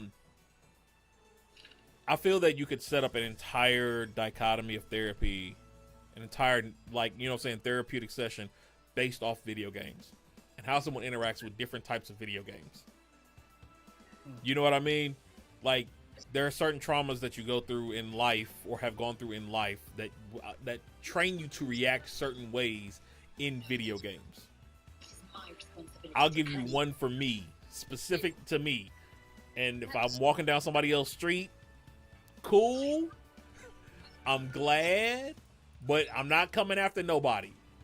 Hey, Money, I'm so sorry. I did not even check the chat. I apologize. I was in the conversation. My room is not dirty. That's just my cover. Okay? Literally. She said, but then your cover is dirty. Like, my cover's not dirty. I just watched it. Thank you. She tried to play you. Yeah. But no, like, for me, one of mine is when I play a game, especially games where you make decisions like Mass Effect or Baldur's Gate or ESO, something like, you know what I mean, where you're making a lot of decisions and and your decisions affect your gameplay. When you have those, I choose not to be ruthless. Like, I play those games like I am me, right? My playthrough right now, I just had this conversation the other night when I was streaming. I'm redoing Mass Effect, the first 3, right? And this time I'm going with a character that's ruthless. I don't do ruthless well. Like, just my character, I don't do, I guess you can say I call it traditional ruthless. I'll put it that way. Traditional ruthless is, I feel like anybody can be ruthless. You can be ruthless and be the nicest person in the world. Just because you're ruthless doesn't mean you're an asshat. You see what I mean? Right. You can be an asshat and not be ruthless at all. Be a complete coward. You know, it's a movie Jackie Chan did recently where his daughter got killed in a bombing. And the man snapped and went after everybody. You know what I mean? Like, complete ruthless. Right. Oh, the He John pulled a Wick. John Oh, the Wick. John- Exactly. John Wick. His killing is ruthless, but he's not a bad person. Unless You know what I piss him mean? off. Unless you piss him off. Until you piss him off. Right. That's what I'm saying. So, and that's something that I had when I was playing the game. I had to like, it made me think about that for myself because I'm like, you say ruthless, you automatically think he's a jerk. So you're going to make all the responses. And it's like, but that's not what it means to be ruthless. Ruthless means that when you go in for the kill, you destroy. That's it. Right. You know what I'm saying? So, and the reason I have that is because I've always been a bigger guy. And anybody who's been bigger, usually you're taught try not to be intimidating because your size already is intimidating to people. You're a big black man. You got 3 strikes walking through the door. Before they even say anything, before you open your mouth, just them looking at you. Right. They have a certain thing that they have of your mind as soon as you walk through the door. Don't have a deep voice or a loud voice. Yep. Right? Because then that's a whole nother. Now he's aggressive. Yeah. No, I just come from a really loud family. It's 6 of us. Caribbean, bro. Right. You know what I'm saying? Like, we grew up yelling across the yard. What are you talking about? You can hear it. Right. Hey, yo. You know what I'm saying? Like, you hear my family Thanksgiving with no alcohol. You hear us down the block. And we're in the house eating Thanksgiving dinner. Like, we're just loud. Or vocab will appreciate this one. You on the bus and someone yells, back door. Right. That part, though. You know what I'm saying? That part, though. Bro, I've said back door so many times, bro. Oh, my gosh. But that's what I'm saying. But, like, it made me think, like, yo, this is a preconceived notion I have of myself and what it means to be ruthless. It doesn't look like it's been touched. You know what I mean? Yeah. But I say all that going back to what we're talking about because you can easily help counsel or coach someone. If you were a counselor, if you have the proper training to be a counselor, I would say yes, you can use it and integrate it into what you're doing. If you're a gamer, you know what I mean? But other than that, you can coach somebody. As a life coach, I can say that. You know what I mean? Because life coaching is a combination of different coaching styles and learning and educational styles. So I do know about that because I've been doing that for years. And I've used it before. I'll ask somebody, what's your favorite? Give me one thing I ask the client is, 1, what's your favorite pastime? 2, what's your favorite animal? And then within their favorite pastime, what is your favorite thing to do? So if they're a gamer, what's your favorite game? Or what's your favorite genre of games? Right? If they like sports, what's your favorite sport? Right? Or what's your favorite position within the sport? You know what I mean? That sort of thing. Those 3 questions will open up a world of knowledge about that person. True. Just those 3 questions. I remember at high school, I used to judge a lot of people. Like my senior year of high school, everybody used to play dominoes. And I remember there was like this one particular kid. Like I could judge his character just by the way he played dominoes. I'm like, you know what? He was an asshole. But I didn't realize how much of an asshole he was till I was just observing him playing dominoes. Like, oh, he ruthless. Like, ooh, he just don't give a fuck. I was like, oh, okay, let me not play with this man. I'm like, okay, I'm gonna keep my distance. But it's not the thing is it's not a judgment call. It's using those things, and I don't use them to judge. That's one thing. But right. I use them as a way to get that person to see different pieces of themselves through what they do on the regular basis. Right? Now, like in that situation, I can understand you saying, all right, I can see X, Y, and Z. I'm not going to push those boundaries. I definitely understand that because that's called reading the room. That's just reading your environment. We learned to do that early. Trust me. I mean, I used to throw Mario Kart tournaments in high school, so trust me. I can judge a person by gaming. I can definitely judge a person by gaming. And so it's just like, see, that's the other thing though. It's your terminology. Because, once again, if you say you're judging someone, judge automatically has a negative connotation. Even though you don't mean it that way. You see what I mean? But you can tell a lot by a person. You can tell a lot. Right. But that's the thing. Those little idiosyncrasies that catch us without catching us. You see what I mean?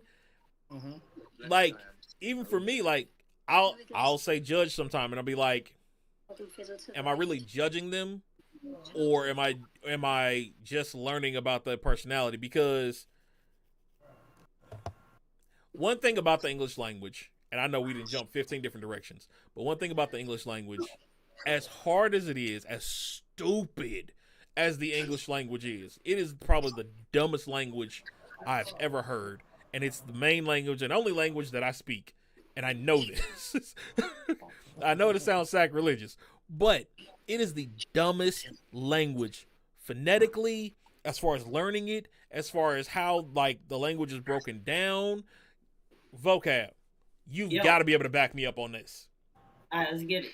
As a writing teacher, English is the dumbest language in the world, as far as how it's created and how how words work.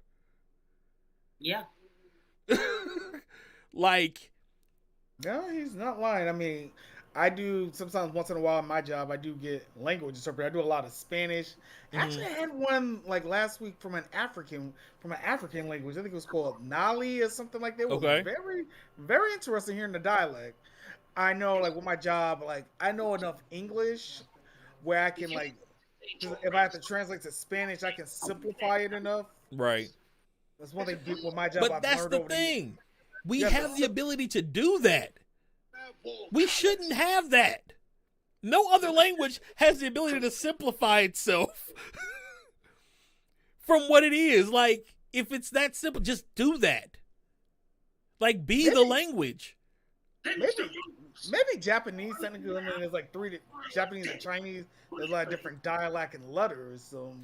So you can have the letters. My understanding, I'm not a professional, but my understanding is the characters, the kanji.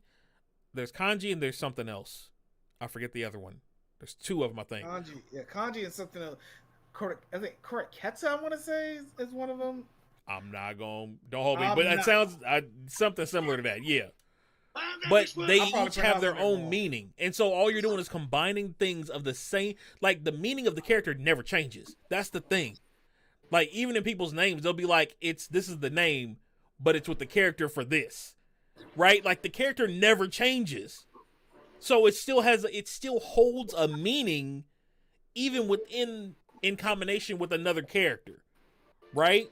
With us, we'll just make up a whole new word. Bamboozled. Where did that come from? Bamboozled. Like, who comes up with words like that? Us. Me. It was us. Me. Right. The fact that there, and there exists. Nah, actually, I'm good with there, and there. I'm not. Why can't we just have one there with a meaning? 3 different theirs. I know there's 3 different theirs. That's not my point. So my point is why. You saying we should have came up with 2 other words for the other deers? Yes. What would be the words? I mean, as many words as we have in the English language that they keep adding to the dictionary, we couldn't come up with a word. Colonizer? Nah, let me stop. 90% of them come from there, but we're not going with that. The fact that there's 90 pine streets in one state is a problem when there are no pine trees in said state. I'm just saying. So we ain't got no other words we can use. We got to use all alphabets, numbers, and Pine Street in every state. Why is there an MLK in every city in the U.S.? Literally. I understand the purpose. I understand the purpose and blah blah blah. But I'm just saying we got imagination for everything else. But that. I mean, there's an area in Vegas that's being built as all the streets are going to be named after Pokemon characters. I mean, I kind of like that idea. I'm with that. There's at least how many? Almost 1,000 Pokemon? That's 1,000 different new street names, bruh. Word. I mean, I I'm live, just saying. I live on Wayquaza Drive. Like, Wayquaza Drive does kind of lit. That does kind bruh. of lit. Hey, and then when you're playing Pokemon Go, you probably can't find a single Rayquaza on that drive, but that's not the point. No. I can see someone complain about that right now. Right, Oh, speaking of which, side comment for anybody watching: if you do play Pokemon Go, if you're not using your essences, your scent essences, when you can, go by a local children's hospital and use your essence in that area. A lot of the hospitals are Pokestops, and the kids there play them, and they can't go anywhere. So if you use your Poke Essence near a children's hospital, even if you leave right after you drive past, use it and leave. You know what I mean?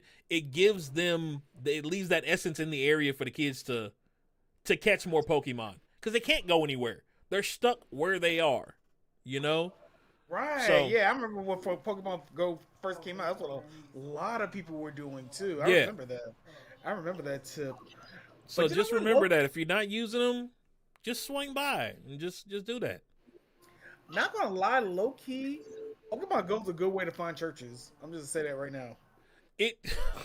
The number of organizations that I found in Pokemon Go, I'm like, what? How did y'all even? All right, I guess if that's what you want to do. I mean, if I had a store, I would definitely have it be a Pokemon Go store. Oh, definitely, absolutely. That's traffic. Day one. I mean, people have done. Let's see. Churches, libraries, post office. I remember when I moved to Pompano Beach. I know a lot of people were like, "Why'd you use Pokemon Go?" I'm like, "Duh, I want to find out what the library and the post office was." Right. I remember that being in the city. I'm like, I remember my post office was a Pokemon Go stop in the Bronx. I remember the elementary schools were Pokemon Go stops, but Pokemon Go don't do schools anymore. There was like a big lawsuit about that a couple of years back. Oh yeah. For obvious reasons, you can figure out why. Yeah, I can see that being a whole problem. Yeah. But definitely if you are walking by a hospital and you don't see a lure, definitely just drop it. Just drop the lure. Yeah. If you're not gonna use it, you're not using it. You've been busy all week. Just drop it for them. And especially the ones they got now, they got like ones that track metallic Pokemon, ice Pokemon. Yeah, might as well just throw it in. Just I haven't done that. I haven't walked by a hospital in a long time either. So yeah, true. I'm not going to I don't have to go by a hospital, but right. For the reason we didn't say the reason you were going by there, so let's not do that.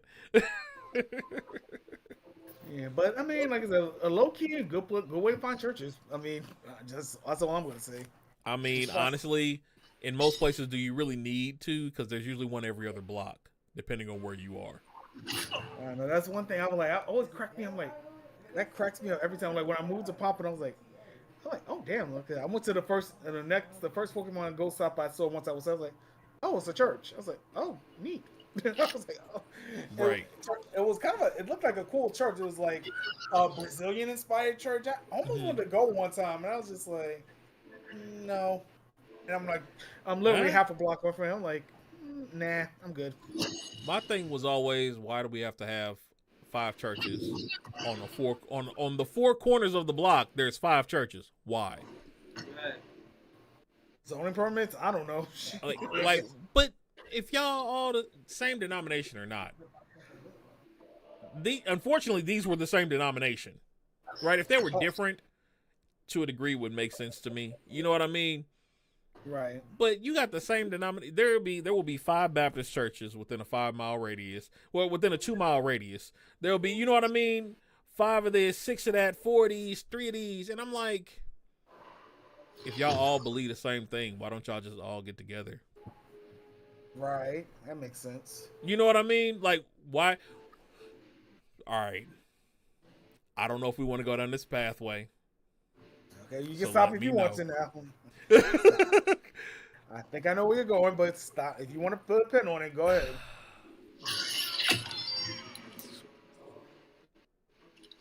No, we're gonna go ahead and do it. All right. Okay. So I'm not gonna go deep, but I'm gonna put the pin out there. I gotta set it to put the pin in it. I'll put it that way. Right. Why do people feel the need when they all believe the same thing to compete with other people who all believe the same thing, when the belief that they're supposed to have means there's no need for competition. Human superiority. Which goes against what they believe. Now you're saying the loud part quiet. You're saying the quiet part loud. I'm just saying, like, it goes against what you believe. I don't disagree with you. That is definitely it. Everybody, what do they say? Too many cooks in the kitchen, or too many chiefs? Yep. Yeah, too many cooks in the kitchen. Yeah, like, you don't need that. We'll leave it at that. That's all that is. So, yeah, I'm just like, ugh. Anyway, whole different situation. And everybody got issues with the other one, but that's neither here nor there. That could be its own podcast. It could be its own podcast. Bruh, that's a drunk podcast. Honestly, That's a thing. But anyway, other than that, I was kind of skimming through some of our other stuff. I know we got Kaiju number 8 coming up here in the next little bit. Nintendo Direct, if you haven't seen it, we talked about it earlier for everybody. It did come out yesterday. Go check that out. What else? Sony with the State of Play, that also came out yesterday. Sony came out with a State of Play. Yep. Oh, Bleach animators are quitting. Are talking about quitting. Oh, I heard about that. Yeah. Yeah, they're getting harassed because I don't know what happened. I'm not gonna lie, I've been behind on my Bleach, so I haven't seen the last probably 4 or 5 episodes.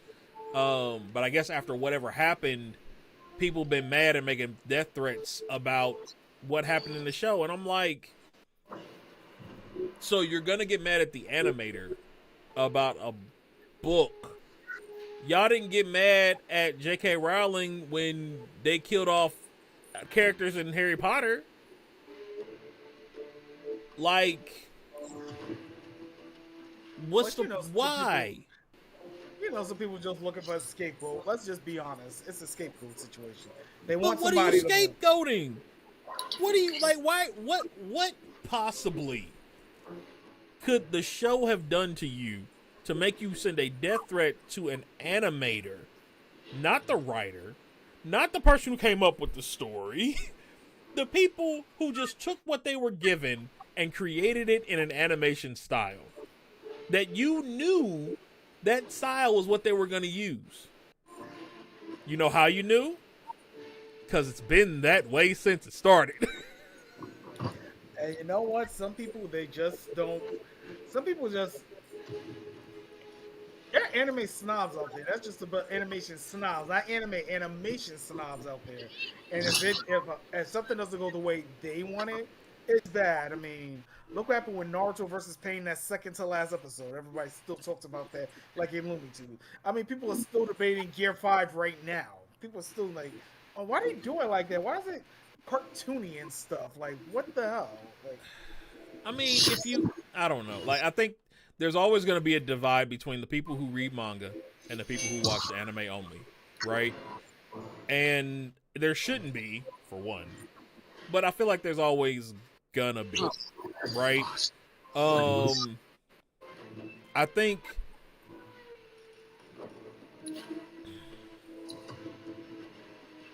you can voice your opinion on not liking something.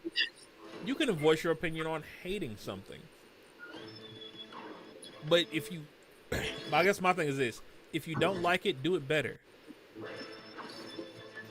Yep. If you can't do what they did, then shut up. Thank you. Like, flat out, I can tell you, yo, I don't like the way you were bald. I don't like the way your barber cut your hair. But if I can't cut hair better than him, what am I gonna do about it? Like, all right, so my skin drinks lotion, right? TMI. But seriously, my skin drinks lotion. So with that being the case, like I could be outside, I could be, especially in the winter, it's bad, right? I walk out, the wind smack my hand, and it's ash white. Like, Oh boy. you know what I mean? I'm that type of ashy. But I would tell people, they'd be like, "Yo, you ashy? Do you have lotion?" No. Then what? What does it matter? Okay, I'm looking at Monty brought up a good point. He said reading manga can ruin the anime experience. That's a good point. That's a very good point. Reading manga can ruin the anime experience. Okay, I'm not disagreeing with you, but Monty, can you explain that for me? Your call has been forwarded to an automatic voice. Dang, they said no.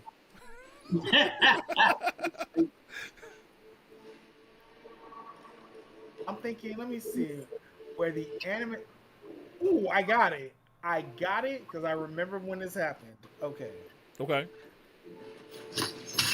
I'm not disagreeing. I just want to know personality. I wish Jay was here because he would probably agree with me on this. Probably. When Naruto was about to end manga wise, Storm 4 came out before the ending of the manga. So a lot of people got the ending of Naruto from Storm 4 instead of the manga. So when you go back and watch, if you play Storm 4, you go back and read the manga, it doesn't hit. Even the anime doesn't hit because Storm 4 did both the presentation better than both the anime and the manga. So you're saying that Storm 4 the game did the ending better than? So what do you mean, like the way it was written, or? I think the direction they did it, like. If you remember, like the final, like Naruto versus Sasuke, the final battle. Okay. The way Storm 4 did it compared to the way the anime did it, and the way it is in a manga is totally. Storm 4 used the technology advantage you could do with a video game to make it more flashy, make it look better.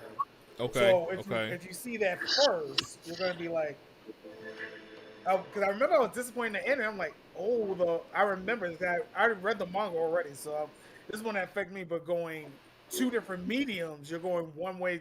If you see it one way versus going another, it's going to change your experience. Okay, I can see that because they do alter. Each medium is a little bit different, so I can see that as I can definitely see that. But I mean, is it a reason to get mad? It's like seeing a what if show. But you know, some people are purists to whichever they gravitate towards first. That's another thing. I can respect that. I guess for me, and again, I'm not disagreeing with anything anybody's saying right now. I'm playing devil's advocate. That's what I'm doing right now. I guess for me, and I understand exactly what you mean by like you normally stay true to your medium, right? Like I mostly watch anime. I do read some manga, but I mostly watch anime. So for me, the way that I'm gonna know a storyline is based on how the anime portrays that storyline. That's the information that I'm gonna have. Whereas somebody who reads the manga is gonna have more in-depth situation. However, I can't call myself, this is me personally, a purist if I don't listen and look at the source material. Source material is always gonna be the manga. No matter what deviation is coming from, the source material will always be the manga. Right. No, and I get that too. This is why I would say Fullmetal Alchemist was the perfect manga anime because the ending of the anime manga came out within a week of one another, and I still say that's the perfect ending. So you didn't have enough time to sit and digest. You're like, okay, the manga, cool. Anime, cool. I can see that. That's why I would say. That's why when you ask me my favorite anime manga franchise is Fullmetal, just because of that. Because the anime ended and the manga within 2 weeks of one another. The manga came out first. The anime, when the manga came out, there was only 2 episodes left. And I don't think no other series has done that, to my knowledge. Where the manga's ended, I don't think they've been able to. No.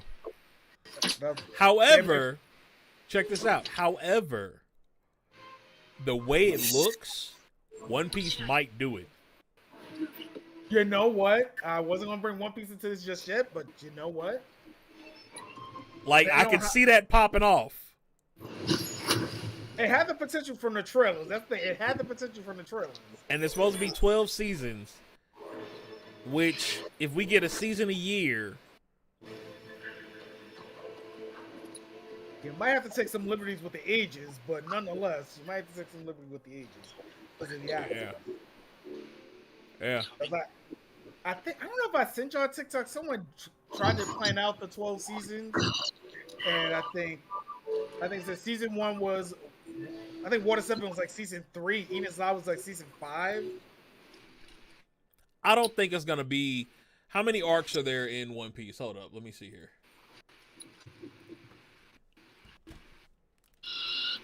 Because they went through 3 arcs this time. Right? They went through 3 arcs this time. Right. Let's see here. 1, 2. No. I mean, it's not right. No, they went through 1. They went through 1 arc. They just went through East Blue.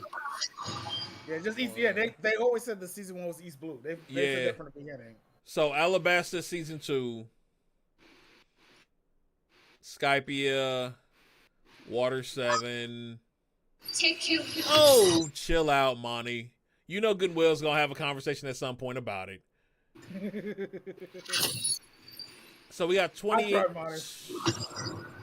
13 seasons right now. They finished 1. If they're talking about 12 more, that would put them at the end of Wano if they do 1 season per. They're not gonna do Silvermine. I pretty much guarantee they're not gonna do Silvermine. If they do, they're gonna tack it on to Zoe, right? Because that's only like 4 episodes for the entire season, so they'll tack that on. So that drops that down to 11 there. Other than that, then you're guessing each episode is almost an hour long. 12 seasons I can see. 12 seasons is gonna put them right at the end of season of arc 14. Okay. Which is right where they're going to be when he ends it. That's where it's going to be. So the question is really going to be, how fast are they cranking them out? Are they going to do two seasons per year, like 2 arcs per year? Okay, I can see that. It depends how quickly you film it. Then you got to take the liberty of the ages with the actors. Right. So Luffy might be 25 by the time we get to Wano. He might be 25. Right. Which I can see. I can see Luffy being like 25 by the end of real Wano. Quick. She said books, reading materials will always go in depth or so imaginative that movie shows can't always replicate.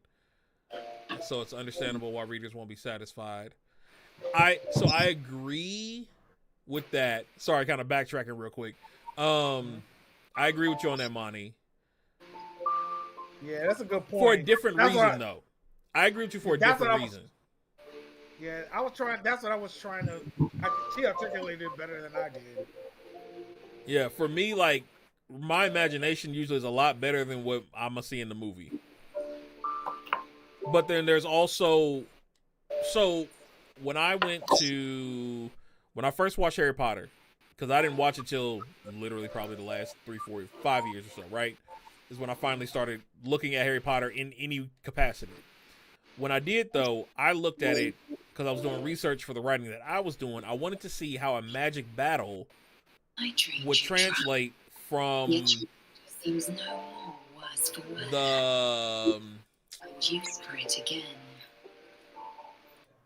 how it would translate from on screen, from the book to on screen, right? So I watched, I forget which movie it was, where they did the battle in the library. I don't know if y'all know what I'm talking about. But when they did the battle in the library, and they were slinging spells back and forth and this, that, and the other, and then I read the book. The way the movie showed that fight and the way that fight was written were night and day. Night and day. Like, I kind of want to read Fantastic Beasts because the magic fights, the spell slinging was a lot better. It was more of a battle in Fantastical Beasts than it was in the regular Harry Potter series. So I kind of want to get that book just to read that scene, because I want to see, because like the producers have their own, they have creative license, whatever, to change the book. And at that point, it's no longer what you read. And I think that's the problem. Like, I know you always say you want to skip out when we talk about One Piece, but hear me out on this. The fact that Oda stayed in the theater, it stayed on the set with this team is why it is so close to the source material. Hands down. Most of the time, they don't do that with books. They don't do that with the books. Like, I feel that even J.K. Rowling, if she had been in there and was like, yo, I want to keep this as close to what I wrote as possible, the Harry Potter series would have been completely different. The movies. They would have been completely different. So I think the reason is because we're looking at two different works of art, two different people's works of art. Yeah, that's just my thoughts, though. Unfortunate. No, I get it. I get what you're saying. It's but like different pieces, different media. Like Monty said, like reading a book, like your imagination is different than what you would imagine compared to seeing it like animated or even in a video game. I know I use Naruto as an example, but even you know what? Like I'm thinking about Dragon Ball Super now. Very true. Yeah, go ahead. Like the Dragon Ball Super manga's redoing the superhero movie, and it's almost point from point the movie. Like it's just the movie. Right. It's boring. Right. And I think that's part of the problem too. She was like, the CG we got now ain't what it was before. And I agree, but I don't think that we needed a lot of CG for like Harry Potter. I don't think we would have needed that much CG. I think we had the CG for something like that. For a book like that, that's low fantasy. Easily low fantasy. We had the CG for that. It's not what it looks like. But I think that I think a lot of, I don't know. I feel that we're not getting the writer's true essence a lot of times when we watch a movie. Unless it was specifically scripted for movie. You know what I mean? The producer's going to be like, well, I want to make artistic license for X, Y, and Z. And that would be my issue. No, I wrote this. This is what I want. You know what I mean? Yeah, I get. You know what I'm thinking, Panda? It's funny you mentioning this. Bakuman. Remember when they got the anime finally? Exactly. Towards the end. Yep. And remember when the voice actress, she's the only one who had the correct script because she read it from the manga. Yep. Everybody went off the script. She saw the script and knew it was wrong. Yep. And everybody got pissy about that. Like, no, she read the manga. She knew what she was doing. She knew what she was doing. Exactly. That's called doing your homework. That's doing your homework and studying the source material. And so that's why, even with like dubs and subs, that's one of the reasons why. And I'm not everybody watch what you watch. It is what it is. But that's one reason why I like watching subs. If I got the time, I like watching it subbed first, because usually the scripting of it is closer to the manga. Right. And that written word can give you a whole different dynamic of a situation in a show versus the English translation of what they want to make it be. Mm-hmm. You know? So for me, it's not so much like my dub versus sub argument isn't so much a voice acting thing. Although some of the times I do like the gruffer voices that they give characters. I just think we should have gave them a gruffer voice. You know what I mean? Like certain characters should not be have high pitched voices. Unfortunately, we have the same voice actors right now doing all the anime. Like Funimation. Right. Everybody does not need to have the same voice. We need some deeper voices in here to offset some of these characters. You know, you need some people of color. You need some Latino. You need some person of color actors. You need even us. Shit, you can hire us. Shit. Bro, look, my website is up. The website is up for us. Pandemonium.com. By the way, make sure y'all check that out. The website is back up and running with all the things that we do and work on. So keep that in mind as well, everyone. And I'm gonna put that in the chat for you here. So when y'all get a chance, check it out. Swing by. The blog is in there. We'll be updating that on a regular basis as well as we'll be starting a newsletter as well here in the next month or so. So just as a heads up for that. Did Jay swing in? Hold on, where you at? Oh. Nah, he was hitting us in chat. I guess it happens. It happens. Yeah, no biggie. It is what it is. But yeah, pandaofpandemonium.com, and that will link you to all of our stuff as we need it moving forward. So you can always reach out and get a hold of us there if you have questions, if you want to update something or anything like that, let us know. Cool. But back to the conversation at hand. Yes, Rod, you are correct. It's just like you never know. Money acting hot date. Ooh. Yeah, Uh-oh. I'm leaving. You leaving Yeah, and never coming back. never coming back. Never. Like Maya say, move on. Now let me stop. that song's been in my head all day today. That song's been in my head all day today. Definitely shit. Keep on, keeping on. You know, speaking of music, I gotta cut out though. All right, you out? Yeah. All right, man. Well, we'll catch up with you later. We're probably going to wrap up here in a second anyway, but yeah. you have a good one. Be safe. IG. Yep. Be safe out there. I mean, I had a little event lined up and shit. all right. Do what you gotta do. Hey, gotta do what you take photos. You know. Right. Yeah. Photos or it didn't happen. Facts. All right. All right, man. Man. But yeah, so Vocab's out for the rest of the evening. Unfortunately, he has some stuff he's doing. But yeah, we keep going. Go ahead, Ryan. What were you saying? Oh, I was just saying like the different settings, different like everything, like we were just wrap everything up simply here. It's just like however you look at stuff, the way you first see it is how you're gonna remember it the most. Like one thing I am interested because I haven't looked this up yet is Attack on Titan. I know a lot of people have said the manga ending is garbage, and that's probably the main reason why the anime hasn't finished yet. I've heard this for a while. I'm not gonna lie, I have been tempted to see what the big how did they fumble the ending. I can't see how they will fumble Attack on Titan's ending. Outside, I mean, after that plot twist, I was like, "We're doing this." I'm like, and it was making me think. And then I remembered Boruto, and I'm like, "Nope, different manga companies." Because you know, my first thought was, I'm wondering, did they have Attack on Titan's editor on Boruto? And then I remember they were made by two different companies. I was like, "Oh wow, yeah." I mean, to pull that plot twist that they did where the anime ended, I was like you motherfucker! Like it turns the whole story on. It's like, what did I watch for 8 years? Like what?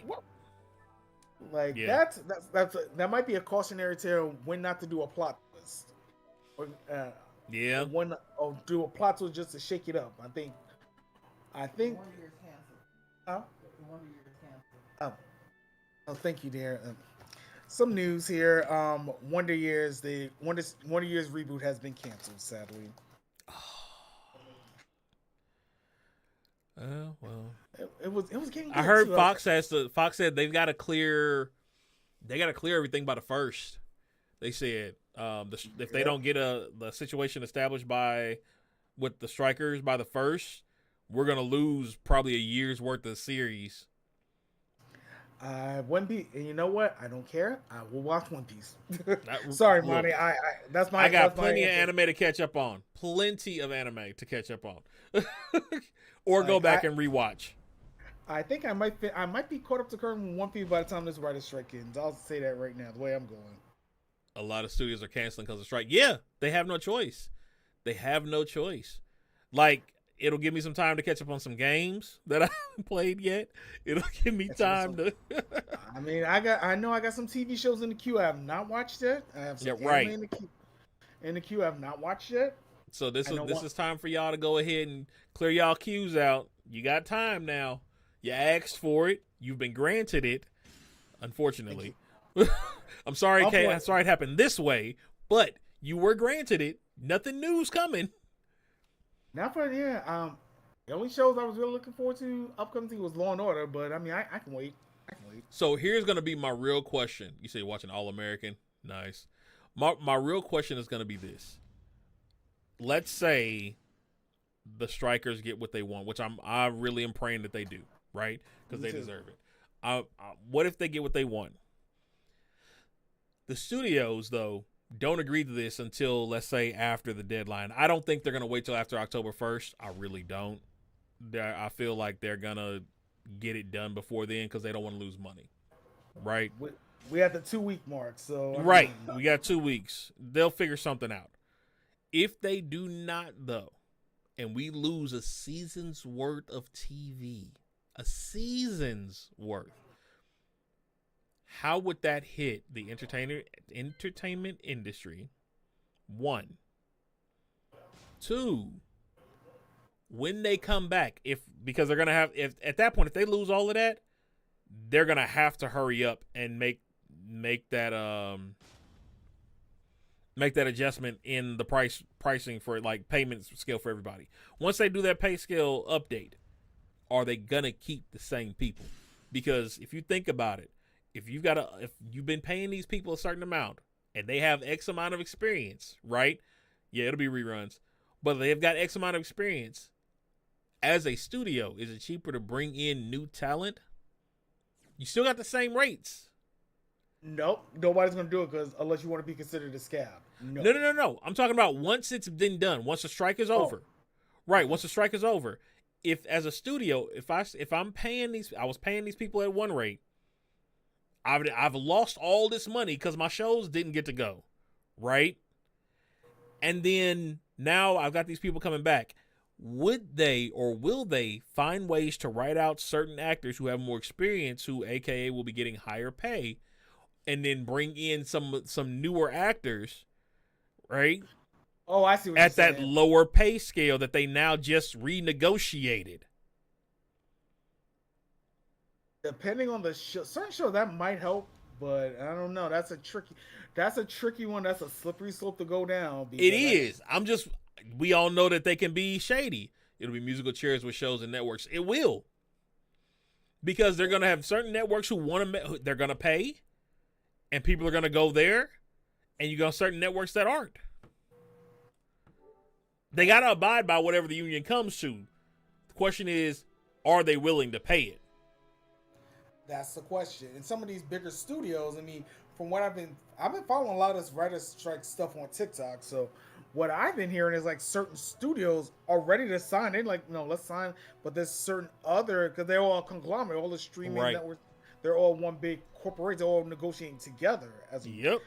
And there's dissension in the studios. There's probably some studios are like, okay, what do they want? Let's go. Let's sign. Let's go. Like, but you got other studios, I mean, that are holding out on everybody. They just like, you know what? I'm digging my line in the sand. And you know what?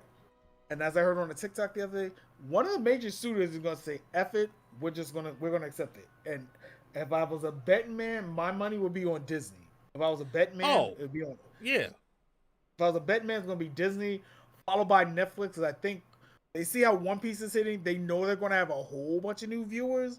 They ain't going to want that new money to go away. Money said, so some vet actors are guaranteed viewers, whereas new people aren't guaranteed.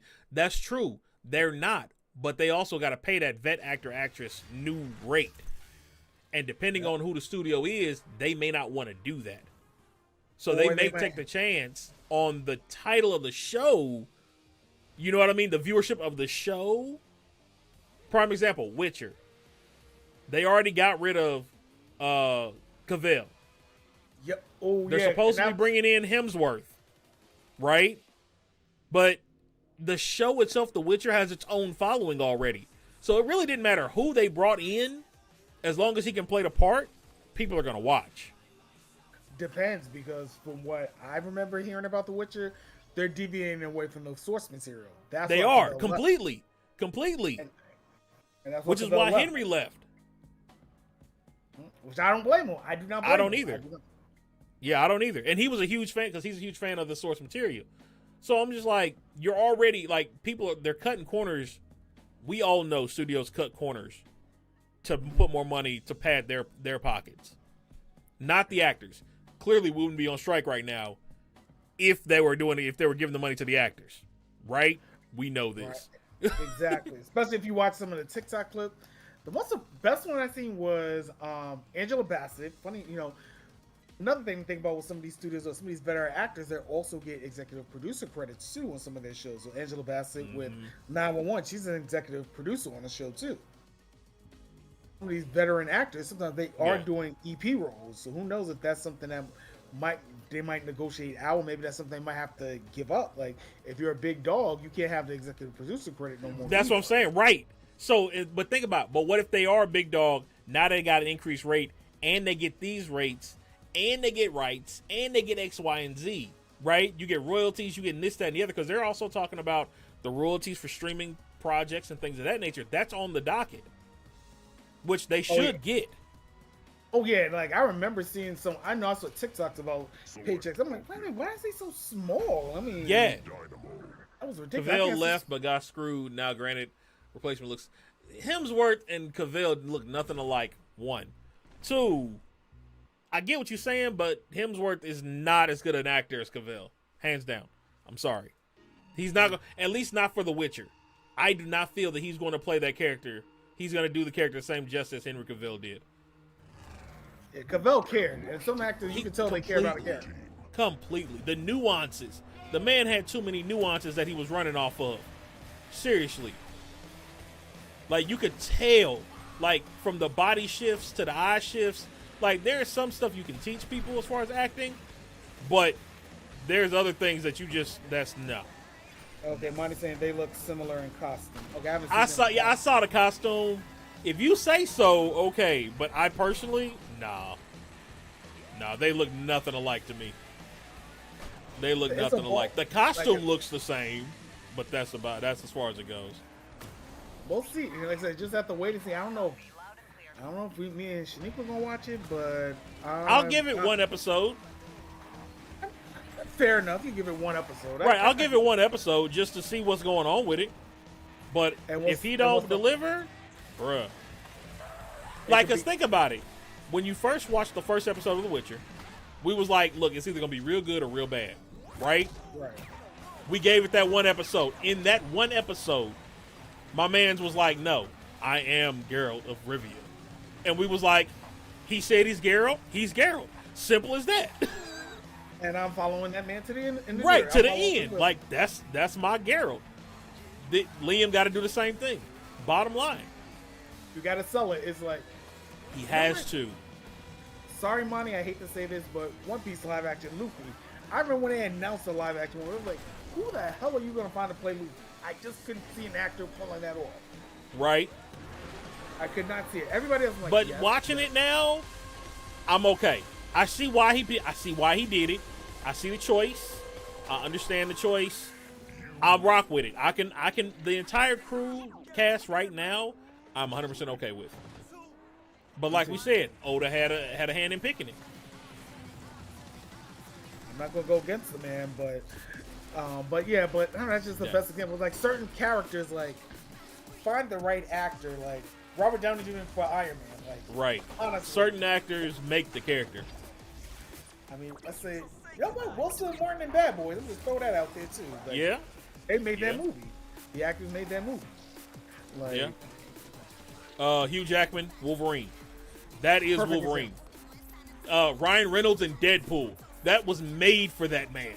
Like, you know, honestly, I knew he was good for Deadpool when I saw Van Wilder. I'm like, if they ever do a Deadpool one, I hope they pick him to be Deadpool. Heck yeah.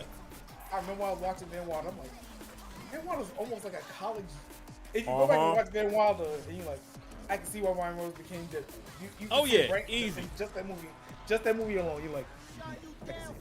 Hemsworth is bigger. Bigger doesn't mean a better actor, though. Like, Hemsworth can have a name behind him. He can have credits behind him. But that doesn't mean this character is for him. That's all I'm saying. I'm willing to give him a shot. But just because you got a bigger name, prime example, Denzel is Denzel because Denzel only does Denzel parts. Look at his movies, right? People say, oh, Denzel could be good in anything. Denzel cannot be good in anything. And I'm a Denzel stan. But Denzel picks his parts perfectly. Right. You know what? You know what I mean? I was having a conversation with Shaniqua last weekend about this. I was like, has there ever been a movie Denzel did that was a flop? And I had to really think about it. No, but he also plays himself in every movie. The only one that kind of switched up was Training Day, and even then, he was still himself at the end of the day. Like even Like- the way I was thinking, like even the Yeah. way I was thinking about flop, the only thing I could even throw maybe some early work like Glory. That was the only thing I Even could then, it wasn't a flop. Like, he found his niche. Bottom line, he found his set of skills. I have a unique set of skills. And I use them to the best of my ability. Even the worst Denzel movie still did good. I know a lot of people didn't like John Q, but that was a great movie. That was a great movie. With good message. You Great said movie, he great looks bigger than Cavell. You talking about body wise? Liam is scrawny. The Cavell, really? Like, Liam is scrawny, yo. Chris, if you put Chris next to Liam, Chris matches Cavell better than Liam does. wait a minute, hold on. Let me ask something. Shaniqua, who's skinnier? Is it who's skinnier, Cavell or Chris Hemsworth? When it comes to who's the bigger person? Liam Hemsworth. Thank Shaniqua said you. Henry Cavill. Like, I think if you'd have said Chris Thor, if you'd have said him, I'd have said he was closer to Cavell's size for this. Because you got to remember, you got to look at Superman, right? Right. Which was the last big superhero thing he did before Witcher.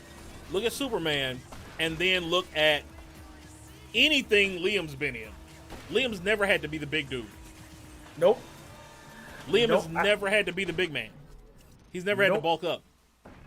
Like low key, I kind of feel bad. Cavell got screwed out of Superman. I'll say that I kind of feel bad for him. I'm gonna be real with you, and I think we may have had this conversation before. I don't think Cavell should have played Superman in the first place. Don't get me wrong. I don't think he was a bad Superman, right? For the DC universe that we got. But after seeing him play Witcher, they should have made him the next Batman. Ooh, hot take. We pinned that, but we need Jay Vocab to come back on that one. Okay. We're going to come back to that. We might have to come back. I mean, I know Just James saying. I mean, James Gunn did say he was going to use the DCU actors in other roles. That could be a pop. Maybe we do get Cavell as Batman. I would love to see him dark. Because, like, seeing him as Geralt for the first time, I was like, oh, yeah, easily. He should have been Batman. Easily. And we're going to pin that one and wait till Jay Vocab. We might have some fun. That might be his own topic on there, like doing the DCU act and giving them other roles. Yeah. I would say mix MCU and DCU actors. And let's see who would be recast to a better role in either universe. Ooh, that sounds fun. I think we should do that. That's when it's all four of us, that should be the next topic. Ooh, that I'm would with be it. fun. I'm with it. And the only one I can think of off the top of my head would be tricky would be Ray Fisher. Who would he? Wait a minute. Wait. Hold on. Let me ask somebody. Shaniqua, we just came up with a good idea. Mixing the live action actors from MCU and DCU. So I'm thinking including of Ray TV Fisher. shows. Including TV. What superhero would you want Ray Fisher to be out of either DC or Marvel that you think he'd be a good fit for? So you still think he should be Cyborg? You can't think of him being anybody? He fits the aesthetic. Okay. He has that all-American image, and he's big enough to be Cyborg. Green Lantern. You can't see him being like any Not other Hal. superhero. Green Lantern, though. Like Green Lantern, like Clinton just said. He's not skinny enough. Not I skinny say enough. Green Okay. Lantern. No, Stewart wasn't skinny. Oh wait, I think I thought of one right now. If we're doing MCU and D, he might be big enough to pull it off. Luke Cage, Ray Fisher is Luke Cage. He might be big enough to do it body wise. He might be big enough to do it. Nah, he ain't got the grit. Okay. He still got that young boy. You know, he still got that young boy face. Like, I see what you're saying. Okay. yeah. Maybe Like, he could do a Luke Cage. young Green Lantern. I could see that. Is it Okay. John Stewart? Was that his name? The Black Green Lantern. John Stewart. Yeah. I can see him doing a young him. Or who else? Ooh, this is fun. Okay. A few more examples. I think we should just wrap it up. Okay, I'm thinking. Yeah, we'll leave that one for now. We'll come back. Yeah. I'm thinking of Ben Affleck, and I'm thinking what MCU hero he could be. Ben now would be I got two in mind, but let me hear what you say. I got two in mind. Affleck.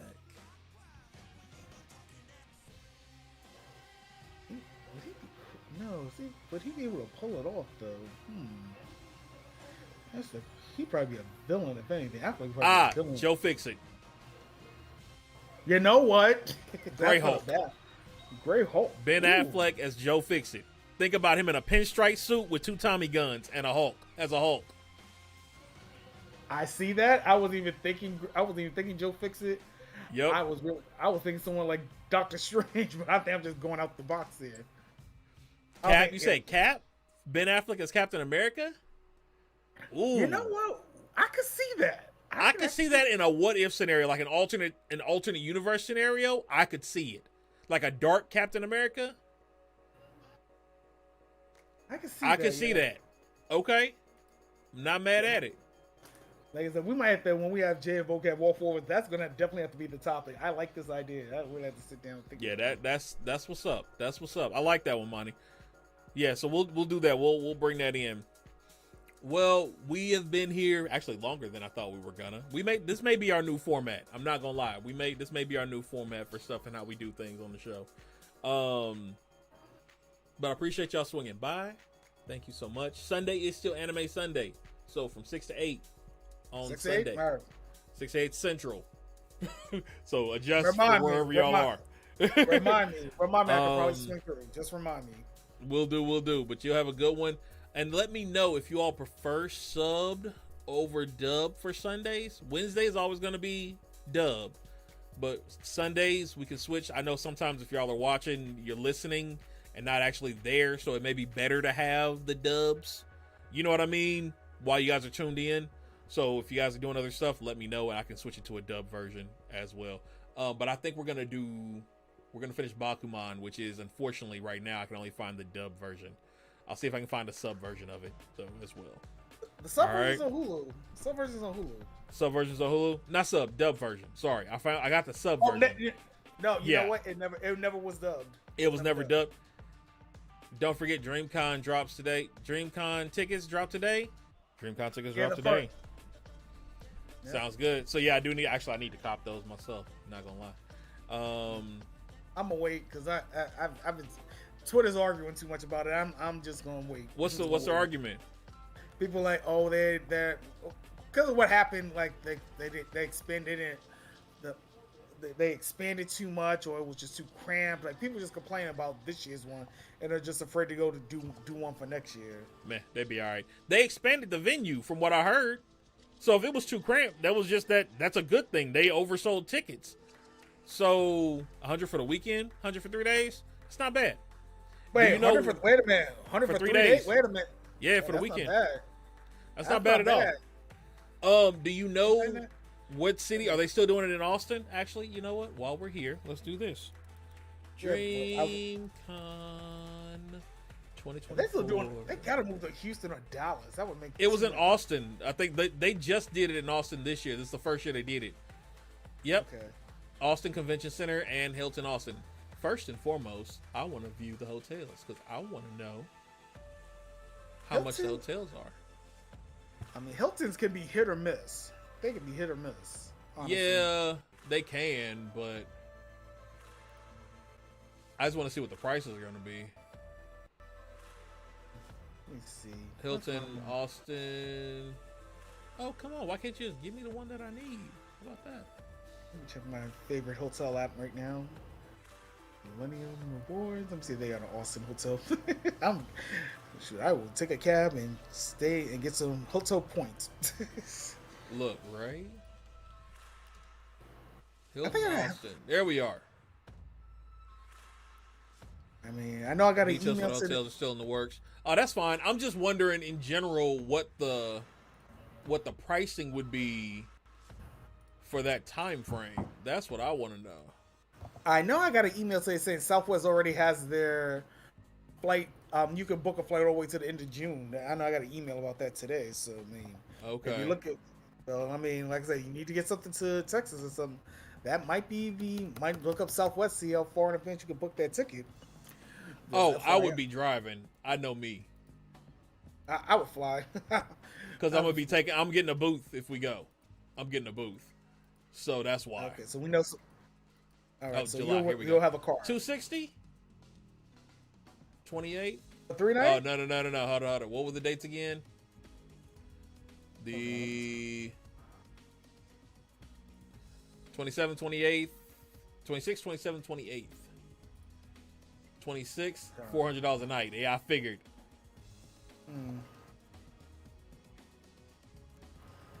Okay, what is they 26, saying? 27, 28. So they're talking about 500 a night. That's not bad if it's for a good room. Let's see. What were those dates again? Hold on, because I'm checking something here. 26 through 28th. Of what month? March? July. July? Okay. July. Is But it the airport 24? isn't too far away. Okay. You said 24, 25, 26? 6, 7, 8. 26, 27, 28. 26, 27, and 28. Knowing me, I'd probably leave the day after. Okay, Yeah. The day before and the day after. The Thursday night. Okay, that's 3 or 4 nights depending on how you do it. Okay. Right. I would do, because I would probably leave Thursday night, which means I'd get there Friday morning. So it'd be Friday night.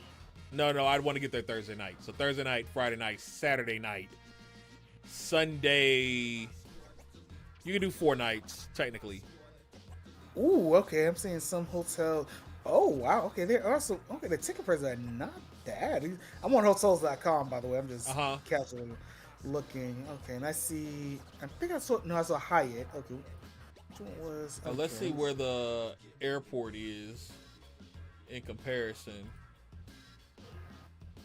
Okay, there's some sub 200 a night. Wyndham Garden and Line.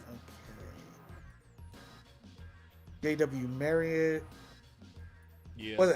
What is it? Hyatt So, Regency Austin? Hilton Austin. Hilton Austin? Okay, let me see if I can see that. Hilton Austin. I'm seeing a couple of Hiltons. Okay. And it's like the airport. If you've got a vehicle, the airport is literally like 20 minutes away. So it's not far at all. There's actually a couple in the area that are smaller that are like $250 a night, which isn't bad. So if y'all are getting, especially if y'all are getting rooms together, yeah. Yeah, I'm seeing something that's like sub 200 on hotels.com. So that's not too bad. So that's definitely something. If you're doing it, if you can get it early enough, definitely try to do that. Yeah, I'm seeing hotels going Wyndham Garden Hotel Austin, $102 a night. That's not bad, actually. That's $102. That's not bad. Yeah, and I'm just looking at general Google sites. See, the Embassy Suites by Hilton Austin is $197. Chick-fil-A, 11 minutes from the airport. Okay, that's not bad. 102 a night, you're 11 minutes from the airport. That might be something to put a pin on, but that's just me. I like to be close to the airport. So I feel that. Well, it's not far from the airport itself. So that's the thing. Oh, so any of the hotels by the airport is gonna probably be good to have. Yeah. An hotel by the airport, because I'm looking at, if you can see the map, where we at? Here we go. Airport's here at the bottom, and it's right here. So probably no less than 20 minutes, depending on how this traffic is right here. Probably rush hour 20 minutes. So probably 10, really. Let's see. Let me check the star ratings. Let me see. 4 Seasons.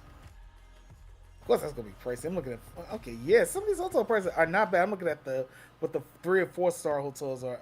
Still not bad. You're still getting some DoubleTree by hotel. You can never go wrong with the DoubleTrees. You really can't. That the Hilton Garden Inn at the airport is $144 right now. Oh, that's not bad. Like I see. That's the one at the airport. Yeah. Some of these hotels. You just have to try to snag it now. Yeah. I'm not gonna lie though. I kind of would want it there. I'm not gonna lie. Yeah, if I would want it in there. Like if we end up rooming together, if we end up doing it, and we can get a room together. That's what I would want to do. But again, in doing that, it also dictates what I'm gonna be doing for the booth. So Right. Yeah, I'm looking at some of these. Yeah, these prices are pretty good. Even the 3-star hotels are not. Wow, this is. I'm impressed. Like I'm impressed at the prices. yeah. I know Austin's gonna probably be a pain in the butt to get to airplane wise, but I mean these hotels are still not bad. Not bad at all. So appreciate might that be- money. Thanks for definitely letting us know. Yeah, so definitely something to keep an eye on, as they say. Definitely something to keep an eye on. Yep. You know, the earlier you book, the better it is. Always. Weekend badge, $100, 3 days, full standard access during regular show hours. The exhibit hall, the gaming hall, tournaments, panel screenings, and convention spaces. And then limited premium badge upgrades are available in June. They did a recap. Yeah, the Austin Convention Center is where it's going to be specifically. So, and I guess it's connected to the Hilton Austin. Right, So, that would make sense. Yeah, some of these places just keep an eye on. I was just keeping. Make sure you have a search. Matter of fact, I'm gonna just let me see if I can save a search for this. This is always just good to have. Let's see, can I save this? It'd just be good to just have it in the back pocket because you just never know, honestly. yep. So Yeah, yeah, yeah. I mean, like I said, once you figure out where the hotels is and the cost and everything, hotel, then get the plane, and then get the tickets. Just you can get something nice. You can get something affordable. yep. That's the All pros on right, it. y'all.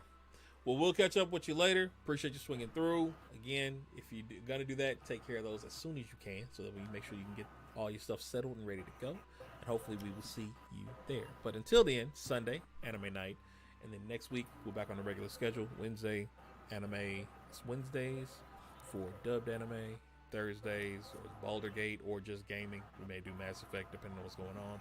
Friday podcast Pandemonium with the rest of the crew here, and Sundays. So that's gonna be our regular routine. I may put a few more days in there here and there, but sprinkle the little things in there. But other than that, y'all go have fun. I'm gonna go eat. I'll catch y'all later. Me too. Me too. Got some Taco Bell waiting for me, so I'm definitely gonna eat. There you go. We out, y'all. All right.